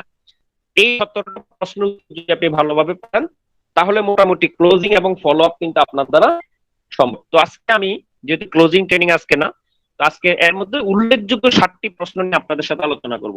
সাধারণত এই 7টি প্রশ্ন বেশিরভাগ ক্ষেত্রে কাস্টমাররা করে থাকে। চলুন সেই 7টি প্রশ্ন আমরা আলোচনা করি। নাম্বার 1, যদি কোম্পানি বন্ধ হয়ে যায়, উত্তর আপনি তাকে বলুন, আমাদের কোম্পানি থেকে যে কোনো একটি পণ্য ক্রয় করার মাধ্যমে আপনি ডিস্ট্রিবিউটরশিপ গ্রহণ করতে পারবেন। যেহেতু পরিমাণ টাকা আপনি দিয়েছেন, সে পরিমাণটা কোনো একটি পণ্য আপনি নিলেন, তাই কোম্পানি যদি বন্ধ হয়ে আপনার আর্থিক ক্ষতি হওয়ার কি কোনো সুযোগ থাকবে? নিশ্চয় না। আপনি কোনো একটা বিজনেস শুরু করার পর প্রতিদিন যদি বিক্রির পরিমাণ বাড়তে থাকে, তাহলে অবশ্যই আপনার লাভও বাড়তে থাকবে। আর আপনার লাভ যদি বাড়তে থাকে, তাহলে আপনি কি আপনার বিজনেসটি বন্ধ করবেন? নিশ্চয় না। ঠিক তেমনই, যেহেতু প্রতিদিন আমাদের কোম্পানির বিক্রয় বাড়ছে আর কোম্পানির লাভ হচ্ছে, তাই এটি বন্ধ হওয়ার কোনো সম্ভাবনা বা কারণ নেই। দেখেন, এখানে দুইটা অংশ উত্তরের। প্রথম অংশটা আমি স্বীকার করলাম বা তাকে আশ্বস্ত করলাম যে হ্যাঁ, বন্ধ যদি হয়ও আমার কি কোনো লস আছে কিনা। দ্বিতীয়বার বুঝালাম বন্ধ কেন হবে না। অর্থাৎ এই পৃথিবীতে প্রত্যেকটা মানুষই কিন্তু তর্কে জিততে চায়। সো আপনি যদি জয়লাভ করতে চান, তাকে আগে জিতিয়ে দেন। এই জন্য তার প্রত্যেকটা প্রশ্নকে ইয়েস বলবেন, বলবেন ইয়েস বা, মানে কথা সত্য, বাট বিষয়টা আসলে এইভাবে। অর্থাৎ প্রথমে সম্মতি জানাবেন, তারপর ব্যাখ্যাটা দিবেন। পণ্যের দাম বেশি কিনা, পণ্যের বাজার মূল্য বলতে কোনো মূল্য নেই। আর সাধারণত পণ্যের দাম নির্ধারণ হয় পণ্যের গুণগত মানের উপর। নেটওয়ার্ক মার্কেটিং যেহেতু ব্যক্তি থেকে বিক্রি করা হয়, তাই পণ্যের গুণগত মানটি সবচেয়ে বেশি গুরুত্ব দেওয়া হয়। আর মানুষ কখনো পণ্য ক্রয় করে না, বরং ওই পণ্যের সুযোগ সুবিধা ক্রয় করে। যেমন আপনার বাসায় যদি সিলিং ফ্যান থাকে, খেয়াল করে দেখেন, এই ফ্যানের যদি বাতাস না লাগে, আপনি কি এটা কিনবেন কিনা? তাহলে আমি কিন্তু ফ্যান কিনছি না, মূলত বাতাসটার জন্য কিনছি। আপনি কিনে আলো, আপনি লাইট কিনে রাখতে, তার মানে মানুষ কিন্তু পণ্য কিনে না, ওই পণ্যের দ্বারা ফেসিলিটি গুলো সে নিতে চায়, আর পণ্যটা এই জন্য তাকে নেওয়া।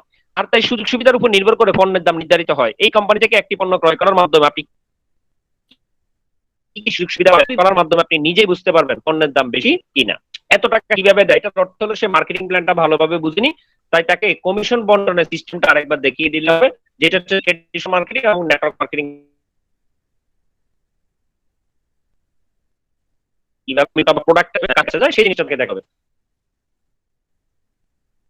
যদি না পারি, নতুন কোনো কাজ নয় যার পক্ষে কোনো মনে করুন কেউ আপনার কাছে একটি পণ্য ক্রয় করার, তখন নিশ্চয়ই যে কোনো একটি ব্র্যান্ডের নাম বলেছেন, এখনো ঠিক একই কাজটা করবেন, শুধু ব্র্যান্ডটি টু ইন্টু ওয়ানের নাম বলবেন। আর সে যখন এই কোম্পানি থেকে পণ্যটি ক্রয় করবে তখন আপনি সেই পণ্যের বিক্রির একটি লভ্যাংশ পাবেন। আর পণ্য, কোম্পানি এবং কাজ বিষয়ে আমাদের প্রতি সপ্তাহে ট্রেনিং এর ব্যবস্থা হচ্ছে ফিজিক্যাল। এখন কিন্তু প্রতিদিন রাত 9টায় ট্রেনিং এর ব্যবস্থা আছে। তার চেয়ে বড় সুযোগ হচ্ছে যেহেতু ব্যবসাটি টিম ভিত্তিক, তাই প্রত্যেকে আমরা একে অপরকে সহযোগিতার মাধ্যমে কাজ করি। আপনারা জেনে আনন্দিত হবেন, আমরা ইনশাল্লাহ একটা উদ্যোগ নিয়েছি, সেটা হচ্ছে যে করোনা 10 তারিখে লকডাউনটা সরকার শিথিল করে দেবে, 11 তারিখ থেকে সকল কিছু আমাদের ফিজিক্যাল ওয়ার্ক শুরু হয়ে যাবে। আমরা আমাদের ফিজিক্যাল ওয়ার্ক সমান রাখলেও অনলাইনে যে কাজটা আমরা গত কয়েকদিন ধরে করে আসতেছি, অর্থাৎ বিকেল 4টায় সেমিনার, রাত 9টায় ট্রেনিং, এটা ইনশাল্লাহ আমরা চলমান রাখবো। অর্থাৎ আমাদের ফিজিক্যাল ওয়ার্ক এবং ডিজিটাল ওয়ার্ক আমরা ইনশাল্লাহ দুইটাই স্ট্যান্ডার্ড মেনটেন করবো। পূর্বে অনেক টাকা দিয়ে সর্বশান্ত হয়েছি, এই ক্ষেত্রে কি এমন হতে পারে? এই প্রশ্নটার বিপরীতে আপনি প্রশ্ন করুন যে কিভাবে পূর্বে টাকা দিয়ে ক্ষতিগ্রস্ত হয়েছে, নিশ্চয়ই তখন তিনি বলবেন পূর্বে কোনো কোম্পানিতে বিনিয়োগ করেছেন যার বিপরীতে লভ্যাংশ অথবা মূলধন কোনোটাই পায়নি। এবার আপনি তাকে বলুন আমাদের এখানে কি কোনো বিনিয়োগের সুযোগ আছে কিনা, যদি না থাকে তাহলে কি আর্থিকভাবে ক্ষতিগ্রস্ত হওয়ার কোনো সুযোগ আছে? নিশ্চয়ই না, তখন সে বুঝতে পারবে। 7 নাম্বার, এই ব্যবসাটি হালাল। প্রথমত আমাদের জানা উচিত হারাম হবে কখন। যখন একই জাতীয় বস্তু হবে, একই বস্তু হবে এবং তার মধ্যে শর্ত থাকবে এবং পরিমাণে বেশি হবে, উল্লেখ থাকলে তা হারামও থাকবে। হারাম যাকে শুদ্ধ। আবার যদি নিষিদ্ধ অথবা অবৈধ বা হারাম জাতীয় কোনো পণ্য বিক্রি করা হয় তাহলে তো হারাম হবে। শুধু পরিশ্রম আর প্রোডাক্ট থাকলে যে জায়েজ হবে বিষয়টা এমন না। আপনি যদি মদের দোকান দেন আর নাম দেন বিসমিল্লাহ মদ স্টোর, তাহলে কি ব্যবসাটা হালাল হবে? নিশ্চয়ই না, কারণ পণ্যটা কিন্তু নিষিদ্ধ। কিন্তু আমাদের এখানে কি নির্দেশনা আছে? তখনই হবে যখন আপনি কষ্ট করে একটা টিম তৈরি করবেন, যার জন্য আপনাকে আর্থিক ভাবে একটা নির্দিষ্ট সময় পর্যন্ত কাজ করতে হবে। যেমন লেখক, গীতিকার, অভিনেতা, বাড়ির মালিক, প্রতিষ্ঠানে কষ্ট করে একবারটি সম্পাদন করেন, এখানে সম্মিলিতভাবে অনেকের পরিশ্রম থাকে, কিন্তু তিনি একমাত্র স্থায়ী ইনকামটি করেন এবং সেটার জন্য হালাল। ফলো আপ, চলুন আরেকটা মোস্ট ইম্পর্টেন্ট, যদি আমরা 7টি প্রশ্নের উত্তর পেয়েছি, তারপরে ফলো আপের আরো কিছু বিষয় আমাদের জানা দরকার, যে বিষয়টি এখন আমরা জানবো ইনশাআল্লাহ। নেটওয়ার্ক মার্কেটিং বা ফলো আপ করতে হলে সেমিনার ক্লোজিং দেখার পর গেস্টের সাথে পুনরায় যোগাযোগ করা এবং নেটওয়ার্ক মার্কেটিং বিষয়ে সহযোগিতা করা। Preparation of follow up, mental get up, be confident. আপনি যখন ফলো আপে বের হবেন আপনাকে আত্মবিশ্বাস নিয়ে বের হতে হবে। বি প্রোঅ্যাক্টিভ, আপনাকে অবশ্যই ইতিবাচক হতে হবে। আশেপাশে যা কিছু ঘটুক না কেন আপনি ওই জায়গাটা পজিটিভ ভাবে নেওয়ার চেষ্টা করতে হবে। Don't think everybody will join. আপনাকে এটা মনে করবেন না, যাকে ফলো আপে যাচ্ছি নিশ্চিত তার জয়েনিং আসবেই। জয়েনিংটা আসবে, নাও আসতে পারে, সেই দুইটা মেন্টাল প্রিপারেশন আমাদের কিন্তু রাখতে হবে। না আসলে ওয়েলকাম, আসলে welcome. Preparation of follow up, physical get up, dress code change. এখানে কি কথা লেখা আছে ড্রেস চেঞ্জ, মানে আপনি ইনভাইটের প্ল্যান শোটা যেভাবে করেছিলেন, যে শার্ট প্যান্ট পরা, চেষ্টা করতে হবে ফলো আপে যখন যাবেন তখন অন্য একটি শার্ট প্যান্ট পরিধান করে যাওয়া। একই যদি হয় তাহলে কিন্তু গেস্টের কাছে বিষয়টার মূল্যায়ন কম থাকবে, কারণ আপনি লাখ টাকার স্বপ্ন আলোচনা করেছেন, কোটি টাকার স্বপ্ন দেখিয়েছেন, সো সেই ব্যাকআপটা কিন্তু আপনি ড্রেস কোডের মাধ্যমে প্রতিফলিত হবে। আমি পড়তে হবে বিষয়টা এমন না আজকে সাদা শার্ট পরেছিলেন, কালকে আপনার আরেকটি প্রিয় শার্ট, অন্য একটি কালার শার্ট আপনি পরে যান। অফিসিয়াল ব্যাগ, আপনার কাছে অফিসিয়াল ব্যাগ থাকতে হবে, pen, paper, diary, joining form, ID card, legal papers, all net official, এই যাবতীয় সকল কিছু আপনার একটা ব্যাগে থাকতে হবে। দেখেন এই আপনার আরএফএল এর এসআর এ চাকরি করে, সেলস রিপ্রেজেন্টেটিভ হিসেবে চাকরি করে, সকাল ভোর 7টা-8টার দিকে বাসা থেকে বের হয় একটা সাইকেল নিয়ে, তার দেখবেন ড্রেস কোড ফুল প্রফেশনাল, একদম শু পরা, প্যান্ট শার্ট ইন করা, কালো একটা প্যান্ট, ব্লু কালার একটা শার্ট। এই 8-10 হাজার টাকা মানুষ এতটা প্রফেশনাল মেনটেন করতে পারে, আপনি 3,75,000 টাকার ইনকামের স্বপ্ন দেখেন, তাহলে আপনার সেই প্রফেশনালটা কোথায়, আপনার সেই ড্রেস কোডটা কোথায়, নিজেকে প্রশ্ন করুন। কেন ফলো আপ দিতে হবে? মানসিক জটিলতা সৃষ্টি, সিদ্ধান্তহীনতা, নতুন প্রশ্নের উদয়, নেগেটিভ পরিবেশের সাথে সাক্ষাৎ, সেমিনার ক্লোজিং না বোঝার কারণে, এই সকল সংক্রান্ত কারণে আমাদেরকে পরবর্তীতে আবারও তাকে ফলো আপটা দিতে হবে। গেস্টের সবচেয়ে বড় সমস্যা, এত টাকা আমার কাছে নাই, আমার সময় নাই, আমার ফ্যামিলি থেকে নিষেধ করেছে, এই ব্যবসাটা করতে কেমন যেন লাগে। অর্থাৎ তার মানে ইগোস্টিক প্রবলেম যেটা আমরা বলি, টাকা নাই, এই কারণে আপনার এই ব্যবসাটা দেখা উচিত। আপনি কি কখনো চিন্তা করেছেন কেন আপনার কাছে টাকা নাই? অর্থাৎ তিনি বললো আমার কাছে টাকা নাই, তখন আপনিও তাকে বলেন যে ভাই আসলে আমিও যখন এই প্ল্যানটা দেখেছিলাম ওই দিন না আমার কাছেও টাকা ছিল না, কিন্তু অ্যাকচুয়ালি টাকা, ওই যে টাকাটা ছিল না, তারপরে কিন্তু আমি টাকাটা ম্যানেজ করে কাজটা শুরু করেছি, আজকে আল্লাহর রহমতে এখান থেকে ইনকাম করেছি। আমার কাছে যদি টাকা থাকতো এই কাজটা আমার জন্য দরকার ছিল না। তাহলে আপনার কাছে টাকা নাই বিদায় কিন্তু কাজটা করা দরকার। তার মানে কিন্তু আপনাকে বুঝিয়ে দিলেন টাকা নাই কিন্তু টাকা ম্যানেজ করার তো সুযোগ আছে।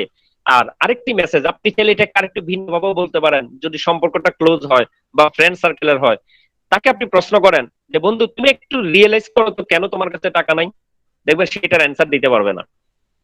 এবার আপনি তাকে বলেন যে আমি জানি কেন তোমার কাছে টাকা নেই, তখন সে বলবে কেন? তখন আপনি তাকে বলবেন যে তুমি যখন প্রাইমারিতে পড়াশোনা করেছো, ক্লাস 5-এ থাকতে যদি তুমি তোমার নিজ দায়িত্বে এই 10-12টা মুরগি ফালতা, ওই মুরগি কি ডিম দিত না? হ্যাঁ দিত। ওই ডিম থেকে কি আবার মুরগি হইতো না? হতো। তার মানে তুমি কিন্তু 1-2 বছরের মধ্যে বড় একটা মুরগির ফার্ম তৈরি করতে পারতা। আচ্ছা সেই মুরগির ফার্মটা যদি বিক্রি করে তুমি চিন্তা করতে আমি একটা ছাগলের ফার্ম দিব, তাহলে 20-30টা ছাগল তো কিনতে পারতো ওই টাকায়। হ্যাঁ পারতাম। তাহলে তোমার একটা ছাগলের ফার্ম কিন্তু ডেভেলপ হইতো। আজকে কিন্তু আরো 2-3 বছর অনেক বড় একটা ছাগলের ফার্ম হয়ে যেত। তুমি যদি মনে করতে যে আমার স্বপ্নটাকে আমি আরো বড় করি, আমি আরো টাকা ইনকাম করতে পারবো, তুমি সকল ছাগলগুলোকে বিক্রি করা যদি গরুর ফার্মে ট্রান্সফার করো, তাহলে কি 10-15টা ভালো গরু কিনতে পারবো না? হ্যাঁ পাবো। আচ্ছা ওই গরুগুলো কি গত 2 বছরে বাছুর দিয়ে আরো গরু তৈরি করতো না? হ্যাঁ করতো। তাহলে আমি ধরে নিলাম তোমার যদি মিনিমাম 50টা গরু থাকতো, আর প্রতি গরুর দাম যদি এভারেজে 50,000 টাকা করে হইতো, তাহলে আজকে তুমি কি 25 লাখ টাকার মালিক হইতা? আর সে বলতো হ্যাঁ। তা আজকে তোমার কাছে কত টাকা আছে? নাই। কেন নাই? কারণ তুমি তো মুরগি দিয়া শুরু করো নাই। ঠিক আজকে যেমন তুমি বলতেছো টাকা নাই, বন্ধু আগামী 5 বছর পরে তোমার সাথে যদি আমার দেখা হয়, তুমি কিন্তু সে একই কথা বলবা, কি নাই? টাকা নাই। তাহলে টাকা নাই কেন, এই কথাটা আমরা বুঝার আগে শুধু একবার উপলব্ধি করি আমাদের কাছে নাই কেন, কারণ আমরা শুরু করি নাই। তাহলে আজকে আমি তোমাকে এই কারণে মেসেজটা দিচ্ছি যে তুমি শুরু করো, তাহলে টাকা আসবে। টাকা নাই দিয়ে কাজটা আমাদের করা উচিত। সময় নাই, এই কারণে আপনার এই ব্যবসাটা দেখা উচিত। এই যে সময় নাই কথাটা বলেছে, অর্থাৎ তিনি মনে করছেন সময় নাই বলে এই কাজটা করা যাবে না। আপনি তাকে আশ্বস্ত করতে হবে যে এই কারণেই আপনার এই ব্যবসাটা দেখা উচিত। জীবনের উপর আপনার কোনো নিয়ন্ত্রণ নেই, আপনার চাকরি আপনার জীবনকে নিয়ন্ত্রণ করছে। আরেকটু বেশি সময়, আরেকটু বেশি স্বাধীনতা বলতে আপনি কি কিছুই বুঝেন না? উন্নতি নাই, এই কারণে আপনার এই ব্যবসাটা দেখা উচিত। এই ব্যবসাটি করার একটি সঠিক পদ্ধতি এবং একটি ভুল পদ্ধতি আছে। সম্ভবত আপনার দুলাভাই প্রতীকী অর্থে ব্যবসায়ী করতে ভুল পদ্ধতি ব্যবহার করেছেন, সেম প্রয়োজন নেই। এই কারণেই আপনার এই ব্যবসাটা দেখা উচিত। যদিও আপনার এটা প্রয়োজন নাই, কিন্তু আপনি কি মনে করেন না যে অনেকে আছে যা আপনি কি তার সহযোগিতা করতে চান না? দেখবেন তখন তিনি ফিল করবে যে আসলে তো ঠিক, আমার দরকার নেই কিন্তু আমার মাধ্যমে তো আরো 2-4-10জনকে আমি হেল্প করতে পারি। এই জন্য হলো কাজটা দেখা উচিত। তার মানে ফলো আপের মূল মেসেজটা হচ্ছে আপনি গেস্ট আপনাকে যে সমস্যাটা বলবে, ফার্স্ট টাইম তার এই সমস্যাটা সম্মতি প্রকাশ করতে হবে। সে বললো যে আমার টাকা নাই, আপনি সম্মতি প্রকাশ করেন যে আসলে ঠিক বন্ধু, আমিও না যখন এই প্ল্যানটা দেখেছিলাম আমার কাছে ওই দিন টাকা ছিল না, কিন্তু আমি টাকা ম্যানেজ করেছি। তার মানে গেস্টের সমস্যাটা যে সঠিক এটা তাকে আশ্বস্ত করেন, তাহলে সে কিন্তু মনে মনে আপনার প্রতি কি হবে, ধাবিত হবে। কারণ কোন একটি কথা বলার পর কেউ যদি সে কথা এগ্রি করে, তাহলে কিন্তু তার উপর আমরা কি থাকি, তার কথা শোনার ব্যাপারে আমরা আগ্রহটা আরো তৈরি হয়ে যায়। এটি হচ্ছে পাওয়ারফুল ফলো আপ। বলা হচ্ছে লিসেন উইথ অ্যাটেনশন, মনোযোগ সহকারে গেস্টের কথাগুলো শুনবেন। ফলো আপে বলার চেষ্টা করবেন কম, শোনার চেষ্টা করবেন বেশি। অ্যাভয়েড আর্গুমেন্ট, তর্ক এড়িয়ে চলুন। দেখেন আমি আমার লাইফের আরেকটি চমৎকার ঘটনা আপনার সাথে শেয়ার করি। আমি আমার এক সিনিয়র আপনের সাথে আজ থেকে অনেক বছর আগে নেটওয়ার্ক মার্কেটিং যখন আমার শুরু হয়, তো সেখানে আমি পুরান ঢাকায় আমাদের এই যে এখানে পুরান ঢাকা ওয়ারিতে একটা ফলো আপে গিয়েছিলাম। তো সেই বাসায় যে ভদ্রলোকের বাসায় আমরা গিয়েছিলাম, তো ভদ্রলোকের বাসার গলিটা হচ্ছে দুই দিক দিয়ে ওয়াল এমন ভাবে চাপানো, একদম চিকন একটা গলি, মানে আপনি সোজা হয়ে যেতে পারবেন না, আপনাকে বাঁকা হয়ে আস্তে আস্তে আস্তে করে যেতে হবে। এরকম একটা ছোট রাস্তা দিয়ে ঢুকতে হয়, ঢুকে এক মোড় পা হয়ে দোতলায় ওনার বাসা। তো আমি ওই ঢুকার সময় আমার মনের মধ্যে কেমন জানি এত চিপাগুলি, একটা ভূমিকম্প আল্লাহ না করুক বা একটা অ্যাক্সিডেন্ট হলে তো বেরোতেই খবর হয়ে যাবে, মানুষজন এইভাবে এখানে কিভাবে থাকে। তো এখন আমার আপলাইনের সাথে গিয়েছি, তখন নেটওয়ার্ক মার্কেটিং মাত্র শুরু করেছি। তো এখন 1900 যখন গেলাম, কলিং বেল চাপ দিয়েছে, তো ওই ভদ্রলোক দরজা খুলেছে। তো যখন হ্যান্ডশেক করলো দরজার মধ্যে, তখন আমি যার সাথে গিয়েছি, আমার সিনিয়র লিডার, তো উনি ওনাকে বলছে যে ভাই, আপনার বাসাটা না অনেক চমৎকার, এত সুন্দর নিরিবিলি পরিবেশ, কোনো সাউন্ড নাই, গাড়ির হর্ন নাই, কোনো আড্ডাবাজি নাই, আমার কাছে খুব ভালো লেগেছে। আমি মনে মনে চিন্তা করতেছি, কি রে বলে কি, এই গলিতে সাউন্ড, গাড়ির হর্ন আসবে কিভাবে, যে মানুষ বাঁকা হয়ে হাঁটতে হয়, সোজা হাঁটা যায় না, ওই গলিতে গাড়ির প্রশ্ন কই? আমার আপনার এটা কি বলতেছে? এখন ওই ব্যক্তির দিকে তাকিয়ে দেখলাম, ওই ব্যক্তি খুব খুশি হয়ে গেল। খুশি হয়ে বলতেছে, ভাই, একমাত্র আপনি বুঝছেন আমি এই বাসায় কেন থাকি।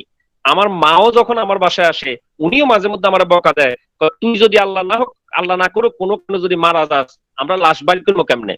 আমার মাও আমার উপর অনেক রাগ, এই বাসায় কেন আছি, কিন্তু আপনি একমাত্র বুঝছেন আমি এই বাসায় কেন আছি। দেখেন, এই একটা কমন বিষয় দিয়ে ওনার সাথে ওনার কিন্তু মনের একটা ম্যাচিং করে ফেলেছেন। কারণ আমরা এখানে কিন্তু ব্যবসা করতে গেছি, ভাড়া থাকতে যাই নাই। সো এমন কোনো বিষয় নিয়ে আলোচনা করা যাবে না যেটা আর্গুমেন্ট হয়। যেমন আমরা গিয়ে যদি বলতাম, যেমন আমরা আপলাইন কথা বলতো, যিনি সিনিয়র লিডার ছিলেন, এই মিয়া কোন বাসায় ভাড়া যান মিয়া, আসতে পারি, তাহলে কিন্তু কখনোই কিন্তু ফলপ্রসূ রেজাল্ট আশা করা যায় না। এরপর আরেকটি মজার ঘটনা ঘটে। আমরা যখন বাসায় বসি, ওনার সাথে কথা বলতেছি, তো ওনার ওয়াইফ আমাদের জন্য নাস্তার আয়োজন করেছে, চা নাস্তা।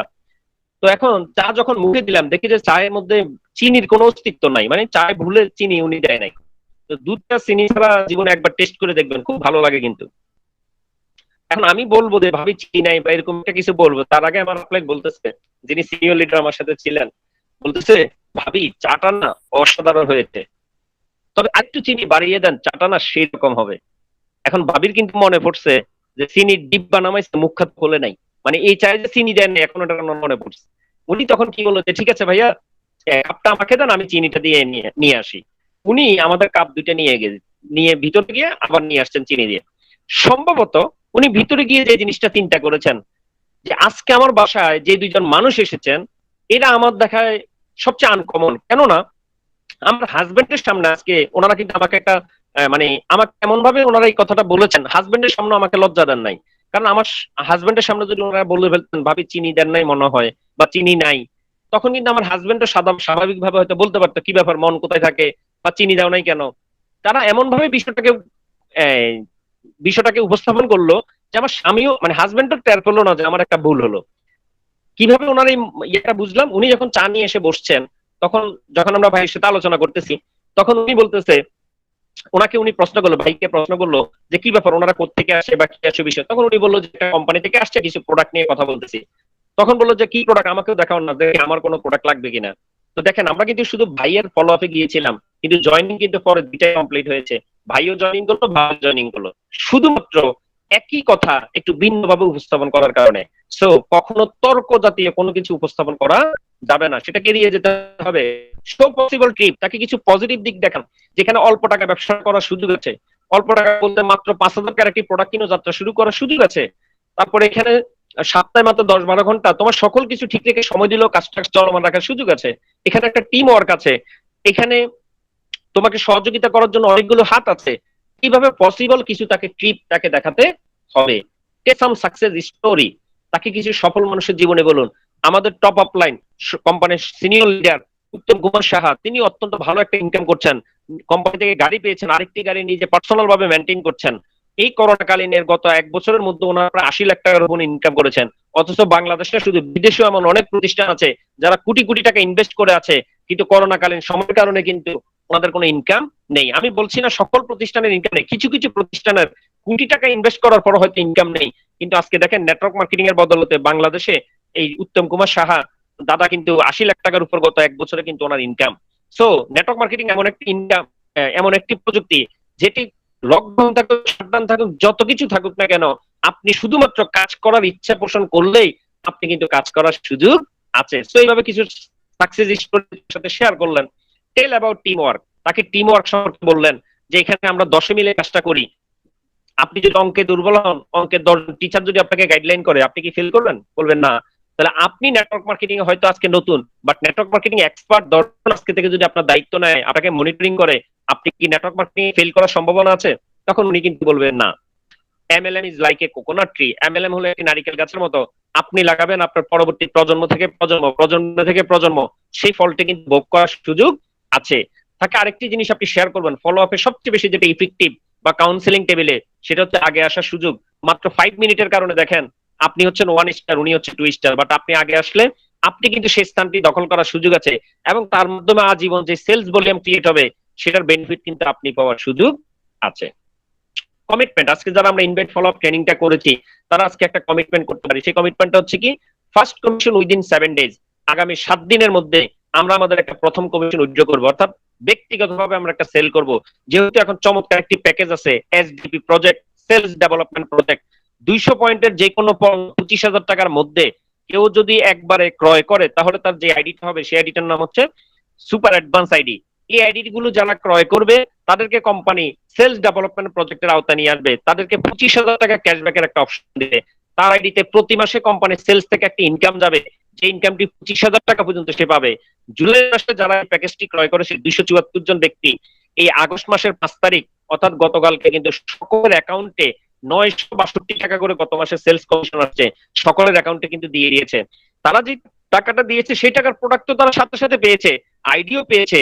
আবার দেখেন এই মাসের 5 তারিখে 962 টাকা কিন্তু পেয়ে গিয়েছে। এই মাসে আবার যা সেল হবে আগামী মাসের 10 তারিখের মধ্যে আবার কিন্তু সেম কমিশনটা পাবে, এইভাবে প্রতি মাসের 10 তারিখের মধ্যে পাবে। এইভাবে পেতে পেতে 25,000 টাকা পর্যন্ত তারা ক্যাশব্যাক পাবে। তাহলে চমৎকার এই সুযোগটি আমরা এখন চাইলে কাজে লাগাতে পারি। নট অনলি বাংলাদেশ, বাংলাদেশের বাইরে যারা আমরা প্রবাসী আছে তাদেরকেও এই এটার অন্তর্ভুক্ত করার সুযোগ আছে। Marketing associate rank within 3 months, আগামী 3 মাসের মধ্যে আপনি চাইলে মার্কেটিং অ্যাসোসিয়েট হতে পারেন। দেখেন মার্কেটিং অ্যাসোসিয়েট আপনি যদি সিদ্ধান্ত নেন আগামী 7 দিনে কিন্তু হতে পারেন। কেন জানেন? কারণ আপনি যে সুপার অ্যাডভান্স, আমি যে কথাটা বললাম সেলস ডেভেলপমেন্ট প্রজেক্ট, এই প্রজেক্টের প্যাকেজ নিয়ে যদি সেল করা শুরু করেন মাত্র 50 জন কাস্টমার হলেই কিন্তু আপনি মার্কেটিং অ্যাসোসিয়েট হতে পারছেন। আবার প্রত্যেকের কাছে যদি আপনি সুপার টার্বো করে সেল করেন, কারণ এক নামে 7টা পর্যন্ত আইডি কিন্তু নেওয়ার সুযোগ আছে। সো আপনি যদি 7টি পর্যন্ত সেল করেন তাহলে মাত্র 7 জন ব্যক্তি দ্বারা আপনি কিন্তু মার্কেটিং অ্যাসোসিয়েট হতে পারছেন। সো আপনার পরিচিত 7 জন ব্যক্তিকে সেলস ডেভেলপমেন্ট প্রজেক্টের সুপার টার্বো প্যাকেজের সুযোগ দিয়ে সে প্রতি আইডিতে 25,000 টাকা করে 1,75,000 টাকা ক্যাশব্যাক পাবে। প্রতি আইডির এগেইনস্টে যে প্রোডাক্টের টাকা জমা দিয়েছে সকল প্রোডাক্ট সে পাবে এবং আইডিও পাবে, অতিরিক্ত 1,75,000 টাকা সে ক্যাশব্যাক পাচ্ছে। এরকম 7 জনকে যদি আমরা সুযোগ দেই আপনার র্যাঙ্কটা কিন্তু মার্কেটিং অ্যাসোসিয়েট হওয়া যাচ্ছে। এত চমৎকার সুযোগটা চাইলে আপনি কিন্তু কাজে লাগিয়ে আপনার ডেজিগনেশনটা নিতে পারেন। অলওয়েজ ওয়ার্ক প্রপারলি, যখনই কাজ করবেন কাজটা প্রপারলি করার চেষ্টা করতে হবে, প্রপার করতে হবে। সর্বশেষ মেসেজ, আজকে যারা অংশগ্রহণ করেছেন, don't work hard, work intelligent. কখনো হার্ড ওয়ার্ক করা যাবে না, করাটা ঠিক না। ইন্টেলিজেন্ট ওয়ার্ক করতে হবে, বুদ্ধিমান কাজ। উপরের ছবিতে দেখেন গরু আর গরুটাকে বাবা ছেলে দুইজনের টানে ধাক্কা, কিন্তু গরু কিন্তু নড়ছে না। কিন্তু নিচের ছবিতে খেয়াল করে দেখেন রাখাল গরুর সামনে কিন্তু সবজি ঝুলিয়ে দিয়েছে, গরু ওই ঘাসের দিকে তাকিয়ে আছে আর মনে করছে এটা খাবো, এটা খাবো মনে করে সে কিন্তু হাঁটা শুরু করছে, কিন্তু সে কিন্তু এটা জানে না যে এই ঘাস বাড়িতে যাওয়ার আগে কিন্তু সে পাবে না। এটাকে বলা হচ্ছে ইন্টেলিজেন্ট ওয়ার্ক। সো আপনি যত বেশি নিজেকে ট্রেনিং প্রাপ্ত করবেন, যত বেশি নিজে দক্ষতা হবেন, তত বেশি ইন্টেলিজেন্ট ওয়ার্ক গুলো করার সুযোগ আপনার তৈরি হবে। আজকের এই ট্রেনিংটা শুধু আজকে করলে শেষ, বিষয়টা এমন না। আমরা প্রতিদিন মাত্র 2.5 ঘন্টা সময় যদি বা 3 ঘন্টা সময় যদি ওয়ার্ক মিশনের জন্য বরাদ্দ রাখি, বিকেল 1.5 ঘন্টা সেমিনার, 1.5 ঘন্টা রাতে ট্রেনিং, প্রত্যেকে যদি টানা 1 মাস এই কাজগুলো করেন আপনি দেখবেন 1 মাস পরে আপনার মধ্যে আপনাকে নতুন এক আপনি কিন্তু আবির্ভাব করতে পারবেন, কারণ ট্রেনিং এর বিকল্প নাই। তো ওয়ার্ল্ড মিশন 21 সেন্ট্রালি সেমিনার বিকেল 4টায় 9টা ট্রেনিং এর আয়োজন করেছে। আপনারা প্রত্যেকেই প্রত্যেকটা প্রোগ্রামে অংশগ্রহণ করবেন, এবং আজকে যারা অংশগ্রহণ করেছেন প্রত্যেককে অসংখ্য ধন্যবাদ এবং সুস্বাস্থ্য দীর্ঘ কামনা করে আমার আজকের ফান্ডামেন্টাল ফর ইনভাইটের ফলো আপ ট্রেনিংটি এখানে সমাপ্ত করছি। আসসালামু আলাইকুম। এইবার যদি কারো কোনো প্রশ্ন থাকে, যে কোনো প্রশ্ন একজন একজন করে শেয়ার করবেন, আমি ইনশাআল্লাহ